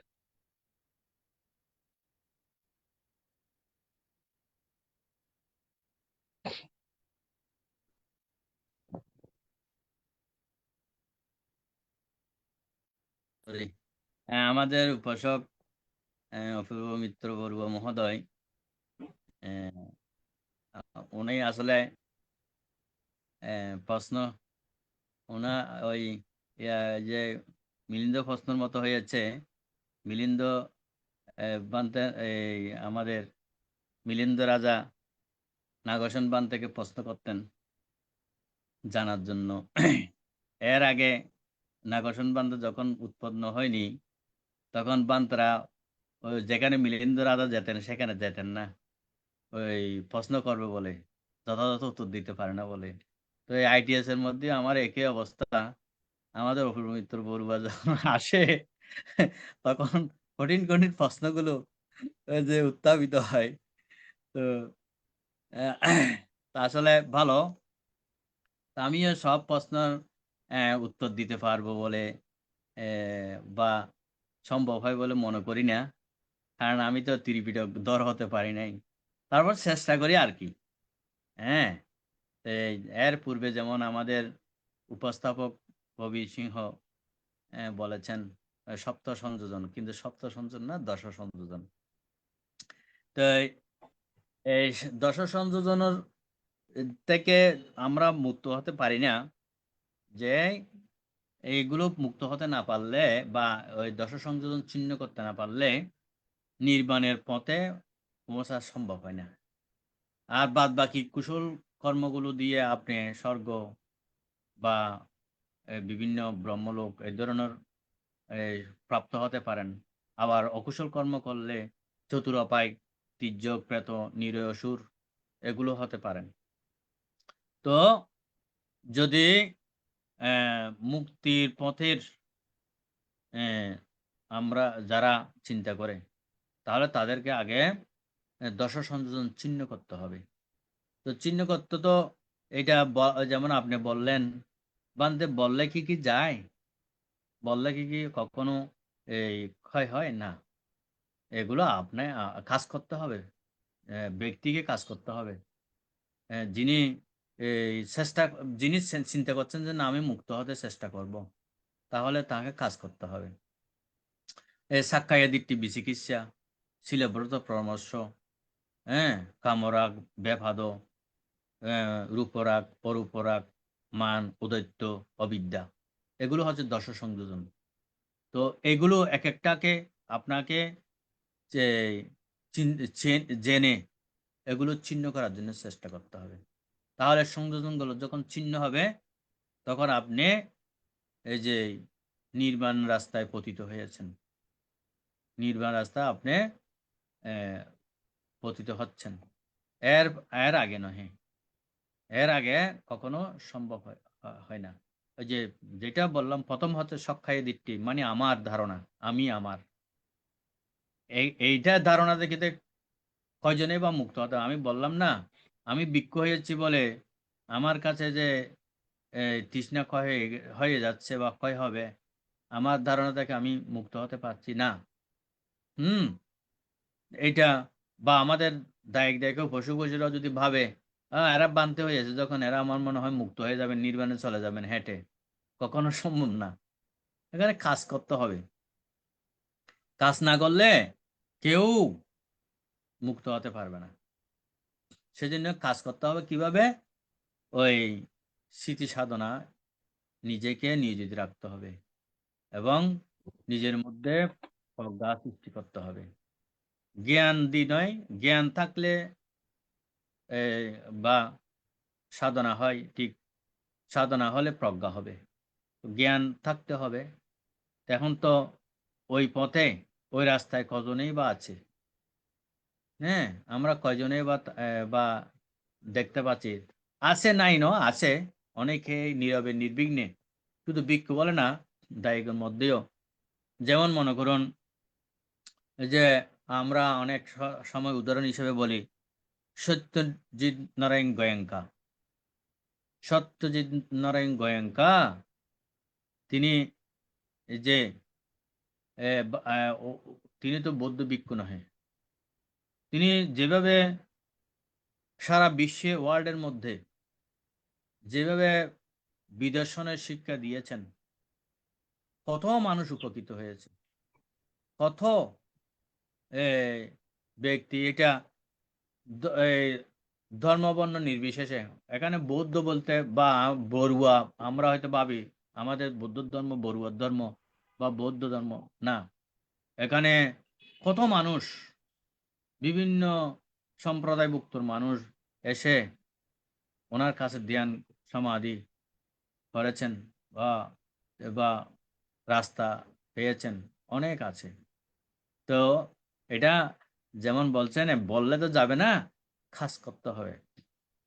কাজ করতে পারলে তাহলে এই সংযোজনগুলো ছিন্ন হবে।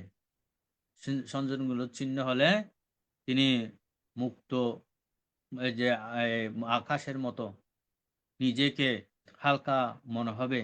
যেখানে যাই সেখানে নিজে আর কোনো বাঁধার মধ্যে থাকবেন না। তিনি মুক্ত বিহঙ্গনের মতো জীব বিচরণ করতে পারবেন। এভাবে মুক্ত হয়ে যাবে। যে এই দশ সংযোজনগুলো ছিন্ন করতে হবে। তো যেটা যেটা বললাম, আমাদের কবি সিংহ যেটা বললেন, সত্য সংযোজন না, দশ সংযোজনগুলো আমি তো এমনিতে বললাম কোন কোন বিষয়, কোন কোনগুলো আমাদের সংযোগ রয়েছে, এগুলো চিহ্ন করতে হবে। আমরা তো পারি না। যেমন আমি ভাবি, আমিও এই যে এক সময় সত্যজিৎ গোয়েঙ্কার শিষ্যের কাছে ধ্যান করেছিলাম গাজীপুরে, ঢাকায়। ইন্ডিয়া তো সম্ভব হয় নাই। তো ওখান থেকে করার পরে নিজেকে এই বিহারোদ্দিক্যগিরি বা বিহারোদ্দিক্য যে আছি, ওইটা ত্যাগ করার ইচ্ছে জাগেছিল। কিন্তু কিছু দায়ক, যারা ধর্মভীরু দায়কদের অনুপ্রেরণায় বানতে, এভাবে যদি সবাই যদি এরকম হয়ে যায় কিভাবে হবে? না, আমার বিহারোদ্দিক্য নিয়ে থাকার ইচ্ছা হয় না। এখানে শুধু ক্লেশ উৎপন্ন হয় এবং এই অনেক সময় রুক্ষকতা বা কর্কশতা চলে আসে। এগুলো আমাদের মধ্যে কর্মসৃষ্টি হয়। এই কর্মসৃষ্টি হয় বলে আমি এই বিহারোদ্দেশ্য ত্যাগ করার অনেকবার আমার মনে হয়েছে, কিন্তু পারি নাই। ওই যে চিহ্ন করতে পারি নাই। যে কোনো আহ, উপাসক উপাসিকাদের শ্রদ্ধা বা অনুপ্রেরণা কিছু কিছু, সবাই তো সমান না, এই কারণে পারিনি বলে এখনো এই যে সংগ্রাম করতে হচ্ছে এই জীবনকে টিকিয়ে রাখার জন্য। বা তো নিজে যতটুকু পারি, আমি তো কোনো আহ, কোথাও কোনো মানুষের সাথে এমনি প্রয়োজন ছাড়া কোনো আলোচনা বা কথাবার্তায় মশগুল থাকি না। নিজেকে নিজে চেষ্টা করি আর কি। এই যদিও লোকাল বা বৃহৎ লোকাল ফাংশনে আমাদের থাকতে হয়, যেতে হয়, তারপরও চেষ্টা করি। কিভাবে চেষ্টা করি? যেমন বুদ্ধ উদাহরণ দিয়েছেন যে ওই যে ওই আমি দেশনার মধ্যে বলেছেন সংসারে সংসারে থেকে যে নিজে রত থাকো নিজ কাজে। কিন্তু বুদ্ধ উদাহরণ দিয়েছেন, হে ভিক্ষু সংঘ, তোমরা লোক মধ্যে থাকবে, লোকের মধ্যে থাকলেও তোমাকে তুমি জানার জন্য, তোমাকে তুমি উপলব্ধি করার জন্য চেষ্টা করবে। ওই যে বাইং মাছ বা কুচ্চা মাছের উদাহরণ দেওয়া হয়েছে। কুচ্চা মাছ হরের মধ্যে থাকলেও, ফুটের মধ্যে থাকলেও কিন্তু তার গায়ে হর ফুট লাগে না। ওরকম করে থাকার চেষ্টা করি, কিন্তু তারপরে তো সম্ভব হয় না। যে কোনো না কোনো বিষয়ে এই যে কথা বলতে হয়, বা অনেক সময় রুক্ষ কর্কশ এ, কথা বলতে হয় বলে মানুষের মনে কষ্ট পায়, দুঃখ পায়। তো দুঃখ কষ্ট পেলে নিজের থেকে আবার পরবর্তীতে ভালো লাগে না। তো বলতে হয়েছে, বলতে ফেলেছি, সংস্কার তো হয়ে গেছে। তো এইভাবে চিন্তা করি আর কি, নিজেকে একটু ইয়ে করার জন্য। তো এইভাবে চিহ্ন করতে হবে, চিহ্ন করতে না পারলে এই বললে যে হবে না, এটাই আর কি। ঠিক আছে বন্ধু, না জানতে আসলে এখানে হই না, একটু করে বলেন। বলি যে আসলে তৃষ্ণাটা, ওই যে অনিতাদি বলছিল সংযোজনের কথা, এই যে একজনের পরে একজন, মা বাবা, ভাই বোন, তারপর এটার সাথে প্রিয় প্রিয়, লোভ দেশ মোহ। এখানে দেখা যাচ্ছে যে দ্বাদশ নিদানে স্পর্শ বেদনার পরে আসতেছে। এখানে নাম রূপকে কিভাবে ব্যবহার করতেছে, নাম রূপটা কিভাবে আমার স্পর্শ বেদনা হচ্ছে। নাম এবং রূপের সাথে যখন আলম্বনটা ইন্দ্রিয় সমূহের মাধ্যমে স্পর্শ বেদনা হচ্ছে, বেদনার পরে তৃষ্ণায় রূপান্তরিত হচ্ছে। খুব কঠিন একটা ব্যাপার, এটা স্রোত প্রবাহ, কারণ যেটা দ্বাদশ নিদানে আমাকে বলছে। এইটাকে যদি আমরা জানি, স্পর্শটা বা সঠিকভাবে জানি, স্পর্শ জানলে বেদনাটা উপলব্ধি হয়। তাহলে বেদনাটা উপলব্ধি হলে তৃষ্ণার রূপান্তরিত হচ্ছে না, এখানে চেতন হয়ে যাচ্ছে। তো এখন দুইটা কারণ, দুইটা হলে লৌকিকভাবে যদি দেখি, আমাদের ইন্দ্রিয় সমূহের মাধ্যমে যেগুলা আসতেছে, আলম্বন, এই পাঁচটা ইন্দ্রিয়ের কথা আপনি বলছেন, বা এটাকে যদি আমি বাধা প্রদান করি বা আসার সাথে সাথে জানি, তাহলে বুঝতে ওইটা কি বলে যে ওইটা নিয়ে আলোচনা করতেছি না। একটা আলম্বন আসছে, ওইটা ওইটা নিয়ে আমি গবেষণা করতেছি না। গবেষণা করতে না দেওয়া, গবেষণা করতে দিলেই, তাকে সুযোগ দিলে তৃষ্ণা কি হবে, ওই যে এই ইয়ের মতো, অনিতি বলতে যে সংযোজনের মতো একটা বেড়ায় তেড়াই ধরবে। মানে গবেষণা করতে করতে ওই যে আমাদের কি বলে যে সংস্কারে রূপান্তরিত হয়েছে ভবাঙ্গের মধ্যে জমা। এখন আমার কাজটা কি? কাজটা হলো ওই যে আপনি যদি কাজের কথা বলছেন, এই কাজটা হলো স্পর্শ বেদনা। স্পর্শ মানে আলম্বন যখন স্পর্শ করবে, ইন্দ্রিয় সমূহের মাধ্যমে যে রাস্তাগুলো আছে, ওই রাস্তা যখন ঢুকবে তাকে জানলে সে গবেষণায় রূপান্তরিত করতে পারতেছে না, ওইখানে সাধন হয়ে যাচ্ছে, শেষ হয়ে যাচ্ছে। তাইলে এটা আমি বাইর করতে দিচ্ছি না বা ভবাঙ্গে ঢুকতে দিচ্ছি না, একটা পথ বন্ধ হয়ে গেল। যদি এই পথটা লৌকিকভাবে যদি এই পথটা বন্ধ করতে পারি, তাহলে আমাদের ভবাঙ্গের যেই পুঞ্জবিত সংস্কার ক্লেশ গুলো আছে, ওইগুলো ভেসে উঠে। তখন ভেসে উঠলে ওই একই কথা আবার ইন্দ্রিয়র মাধ্যমে আস্তে আস্তে রাস্তার মাধ্যমে ঢুকতেছে, বেদনা স্পর্শ বেদনার মাধ্যমে। ওইটা যদি আমরা এই ওইটা তো আসলে অতীতের সংস্কার গুলো তো বেদনা রূপে প্রকাশ হচ্ছে। ওখানে লোভ দেশ মোহ নাই, লোভ নাই, দেশও নাই, মোহ নাই। ওইটা আস্তে আস্তে বেদনা রূপে প্রকাশ পাচ্ছে। কোথায়? চিত্ত এবং কায়ের মাধ্যমে বেদনা রূপে প্রকাশ পাচ্ছে, অতীব যন্ত্রণা। এইগুলোকে ছেদন করতে পারলেই ওই ভবাঙ্গটা খালি হচ্ছে। ভবাঙ্গের যেই এই স্টোর আছে আমাদের, ভবাঙ্গের স্টোর, এটা খালি হবে। তখন ওই যে আপনি যেটি বলতেছেন বানতে, প্রবৃদ্ধা কিছুক্ষণ আগে বলছে সপ্তম সংযোজন, আপনি এটি কারেকশন করে দশ সংযোজন বলছেন। এই দশ সংযোজন গুলা ছিন্ন হচ্ছে। ওইটা যখন খালি হবে, তখন দশ সংযোজন বিনাশপ্রাপ্ত হবে। এটা হলো সম্যক দৃষ্টি পরায়ণ হয়ে। সম্যক দৃষ্টি না থাকলে তো হবে না।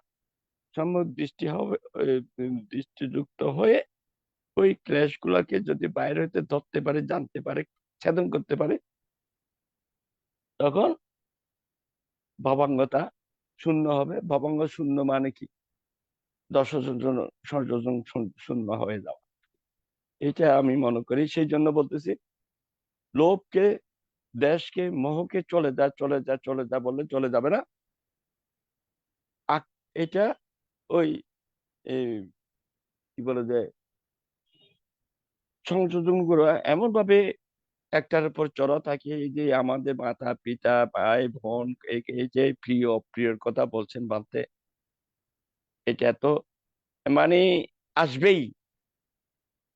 এইটা ছাড়া চিন্তার মধ্যে এটা ছাড়া আর কিছু নেই।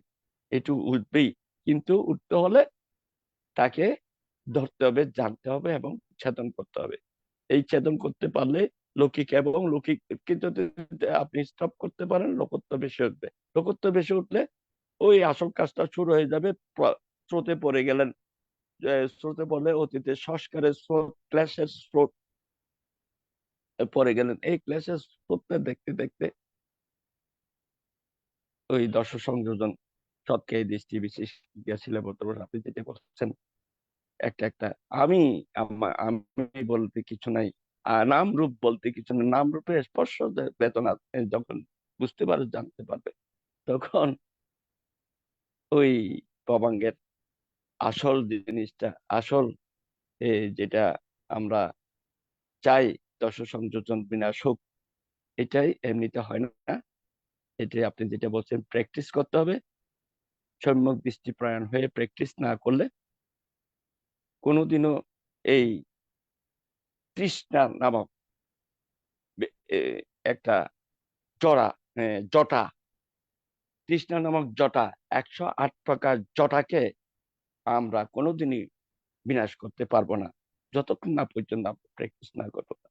বন্ধনবাদ, কিছু বললাম আর সাধু সাধু, ধন্যবাদ। জটা বান্ধে।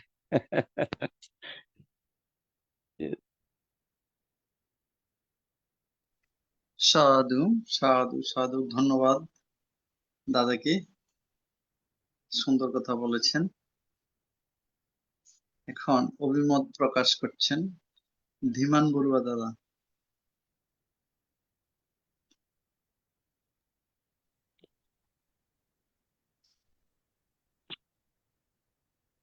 এখন ত্রৈমাসিক বসবাস চলমান অবস্থায় আমাদের মাঝে ITSS এর মাধ্যমে অমৃতময় বুদ্ধের আদর্শ শিক্ষা অবলম্বনে ধর্মদান করলেন পরম পূজনীয় ভান্তে। ভান্তের প্রতি আমরা অশেষ কৃতজ্ঞ বন্দনা জানাই। ভান্তে আজ অঙ্গুত্তর নিকায় থেকে চতুর্থ নিপাত থেকে তৃষ্ণা তন্হার সূত্র থেকে বিভিন্ন উপমা উদাহরণ দিয়ে আলোচনা করলেন, আমরা খুবই উপকৃত হলাম। এই জগতে বহু কুশল অকুশল দিক আছে, তেমনি আজ অকুশল দিক তৃষ্ণার বিভিন্ন দিক ভান্তে আমাদের মাঝে উপস্থাপনা করে আলোচনা করলেন। আমরা অনেক কিছু জানলাম, অনেক কিছু উপকৃত হলাম। ভান্তে যেগুলো জানালেন, কুশল কর্ম করার দিক নির্দেশনা করলেন এবং কুশল কর্ম করার পাথেয় হিসাবে প্রতিনিয়ত সব ধর্ম আলোচনা করে আলোকপাত করেন। ভান্তে আজকে আলোচনার প্রারম্ভেই বলেছিলেন যে উনি কয়েকটি পর্বতে যোগদান করতে পারেনি, তাই উনি আফসোস। আমরাও ভান্তেকে কয়েকদিন মিস করেছিলাম। তো ভান্তের বিভিন্ন যে আলোচনা, আজকে ভান্তের আলোচনার মাধ্যমে আমরা যেগুলো জানলাম যে 108 প্রকার চিন্তা তৃষ্ণায় পরিণত হয় এবং তৃষ্ণা জাল সদৃশ, সংসারে জাল সদৃশ তৃষ্ণা থেকে বেরিয়ে আসতে হবে। ভান্তে এগুলোই আমাদেরকে ইঙ্গিত দিলেন, কারণ তৃষ্ণার কারণে চরম পরিণতিতে ভুগতে হয় এবং তৃষ্ণাকে দমন বা কন্ট্রোল করতে পারলেই জন্মের পরিণতি কমবে। ভান্তে এগুলো আমাদের জানালেন, না হলে তৃষ্ণার কারণে জন্মান্তর বাড়ে এবং বহু দুর্যোগ ভয়াবহ দুঃখ সৃষ্টি হতেই থাকবে। ITSS এর মাধ্যমে ব্যাকল থেকে আক্কেল অনুভবে আমরা তৃষ্ণা ক্ষয়ে আমরা যেতে পারি, বুঝতে পারি। তাই ITSS এর প্রতি আমরা অশেষ কৃতজ্ঞ। ভান্তে জানালেন যে অজ্ঞানতার কারণে মূর্খতার কারণে কর্মসংস্কারে তৃষ্ণা বৃদ্ধি হতে থাকে। আজকের আলোচনার পরিপ্রেক্ষিতে আমাদের সদ্য গবেষক দাদা অপূর্ব মিত্র দাও তৃষ্ণা সম্বন্ধে আরো বহু ব্যাখ্যা এবং বহু আলোচনা করে আমাদেরকে অবগত করালেন। ওনার প্রতি আমরা যথাযথ শ্রদ্ধা ও কৃতজ্ঞ থাকব। এবং আজকে আমাদের সদ্য পবিত্র প্রশ্নের মাধ্যমে যে সংযোজন সম্বন্ধে বললেন ভান্ত, সেগুলো আমাদের বিস্তারিত আলোচনা করলেন যে সংযোজন থেকেই আমাদের তৃষ্ণা সৃষ্টি হয়, তাও আমরা অনেক কিছু জানলাম।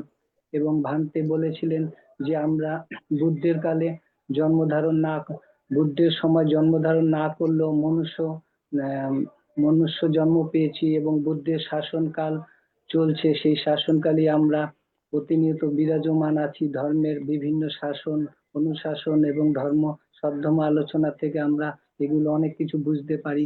তেমনি তাই আজকেও যে ভান্তে আলোচনা করলেন, এই তৃষ্ণা আমাদের খুবই চরম ভোগান্তি এবং খুবই ভয়ানক। এই তৃষ্ণাকে আমরা তৃষ্ণা থেকে যতই আমরা মুক্ত হতে পারবো, তৃষ্ণাকে যতই পরিহার করতে পারবো, প্রতি মুহূর্তে আমাদের এই জীবন খুবই কুশলময় হবে। এই তৃষ্ণা শুধু আমাদের সামাজিক জীবনে, রাষ্ট্রীয় জীবনে, পারিবারিক জীবনে প্রতি মুহূর্তে প্রতি পরিস্থিতিতেই এই তৃষ্ণা খুবই আবদ্ধ। তাই এই তৃষ্ণাকে আমরা যতই তৃষ্ণা থেকে মুক্ত হতে পারবো, ততই আমরা কুশল পথে এগাতে পারবো। এবং ভান্তে কথার প্রসঙ্গে আজকে জানালেন যে বিশ্বখ্যাত পরম সদ্য সত্যনারায়ণ গোয়েঙ্কা গুরুজির যে বিপস্সনার কথা বললেন এবং ঢাকায় গাজীপুরে উনি গেছিলেন এবং বিপস্সনার গোয়েঙ্কাজির কথা উঠালেন। কেন এই গোয়েঙ্কাজি বিশ্ব খ্যাত, বহু দেশ বিদেশে বহু সেন্টার করেছে, বহু মানুষ জাতি ধর্ম নির্বিশেষে সকলে উপকৃত হয়েছে। তাই ভান্তের থেকে আমরা কথাগুলো শুনে অনুপ্রেরণা উৎসাহ পেলাম। এবং গোয়েঙ্কা গুরুজির যে বিভিন্ন দেশের সেন্টার এবং বাংলাদেশ, ভারত, এশিয়া বহু জায়গায় যে সেন্টার, ধ্যানের সেন্টার, এগুলোর মাধ্যমে যদি আমরা যথাযথ যোগদান করতে পারি, তাহলে আমরা অকুশল থেকে মুক্ত হতে পারবো। তেমনি আজকেও ভান্তে যে আলোচনা করলেন তৃষ্ণা, এই তৃষ্ণা থেকেও আমরা ভাবনা চর্চা থেকে মুক্ত হতে পারবো। তাই ভান্তে আমাদেরকে এরকম উৎসাহ এবং অনুপ্রেরণা জাগালেন। ভান্তের প্রতি আমরা অশেষ কৃতজ্ঞ। ভান্তে খুবই মূল্যবান গুরুত্বপূর্ণ আলোচনা করলেন এই বসবাস চলাকালীন। পরিশেষে ভান্তের প্রতি আমরা অশেষ কৃতজ্ঞ, বন্দনা জানাই ভান্তে। সাধু সাধু। এখন অভিমত ব্যক্ত করছেন রাঙ্গামাটি থেকে স্বপ্না বড়ুয়া মাসি।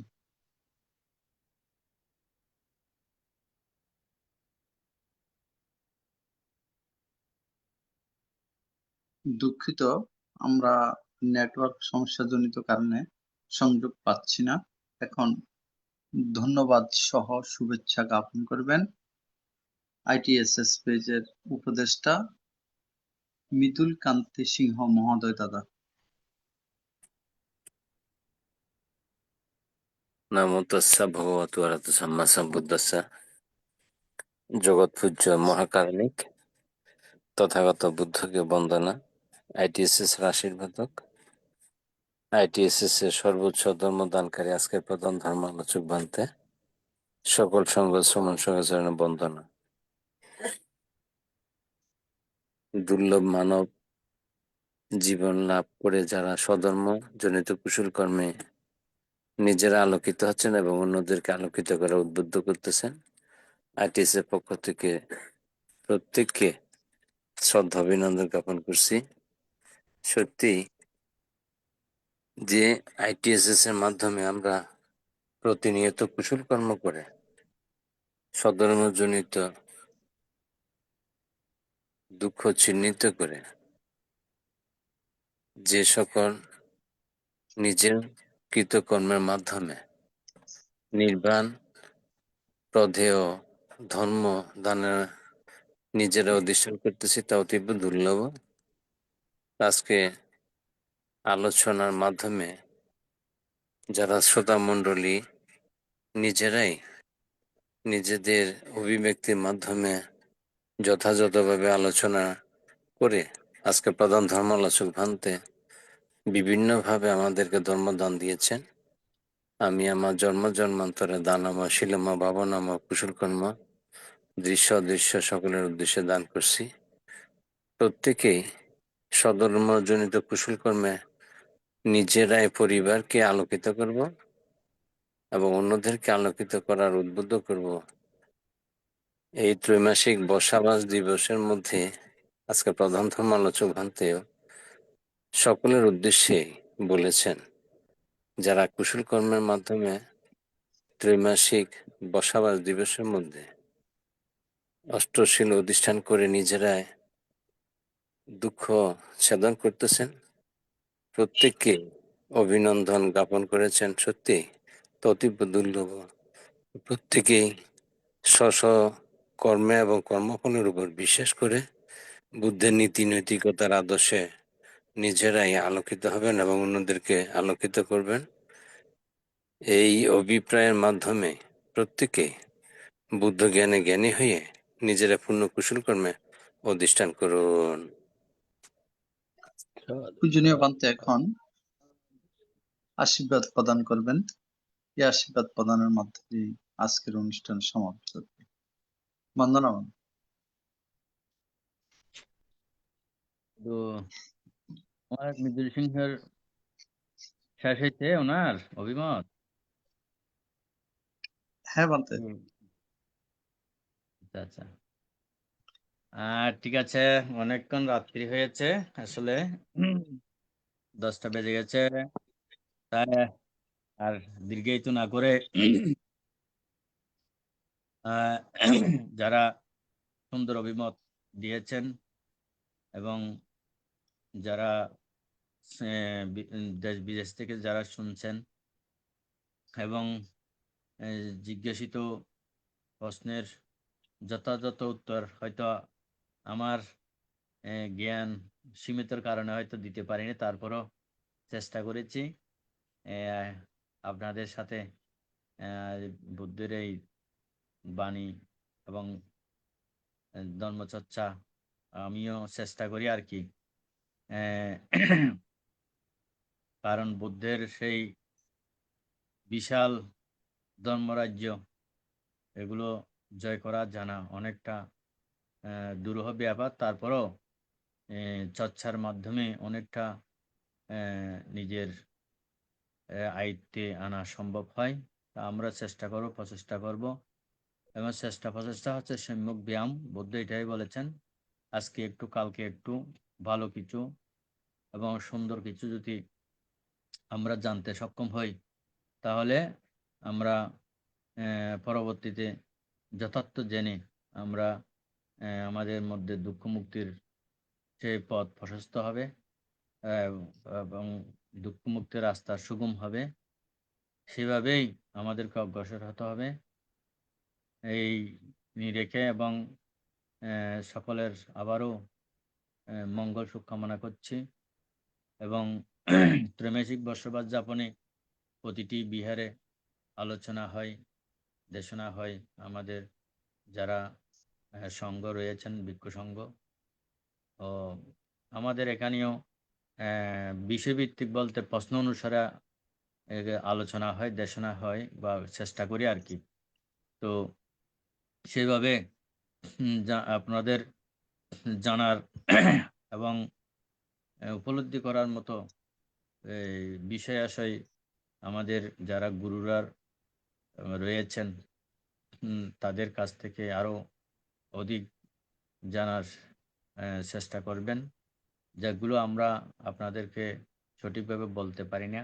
ওই বিষয়েও গুরুদের কাছ থেকে, আমাদের বড় বান্ধবদের কাছ থেকে, বা যারা অভিজ্ঞ ভাগ্য রয়েছে তাদের কাছ থেকে আরো জেনে আপনাদের মনের সেই বাসনা যাতে পূর্ণ হয়, সেভাবে চেষ্টা প্রচেষ্টার মাধ্যমে বুদ্ধের এই ধর্মকে গভীরভাবে ধারণ করতে সক্ষম হন, এই আশা এবং আমার সর্বশেষ আশীর্বাণী এবং অভিমত পুণ্যদান দিয়ে আমার আলোচনা এখানে পরিসমাপ্তি করছি।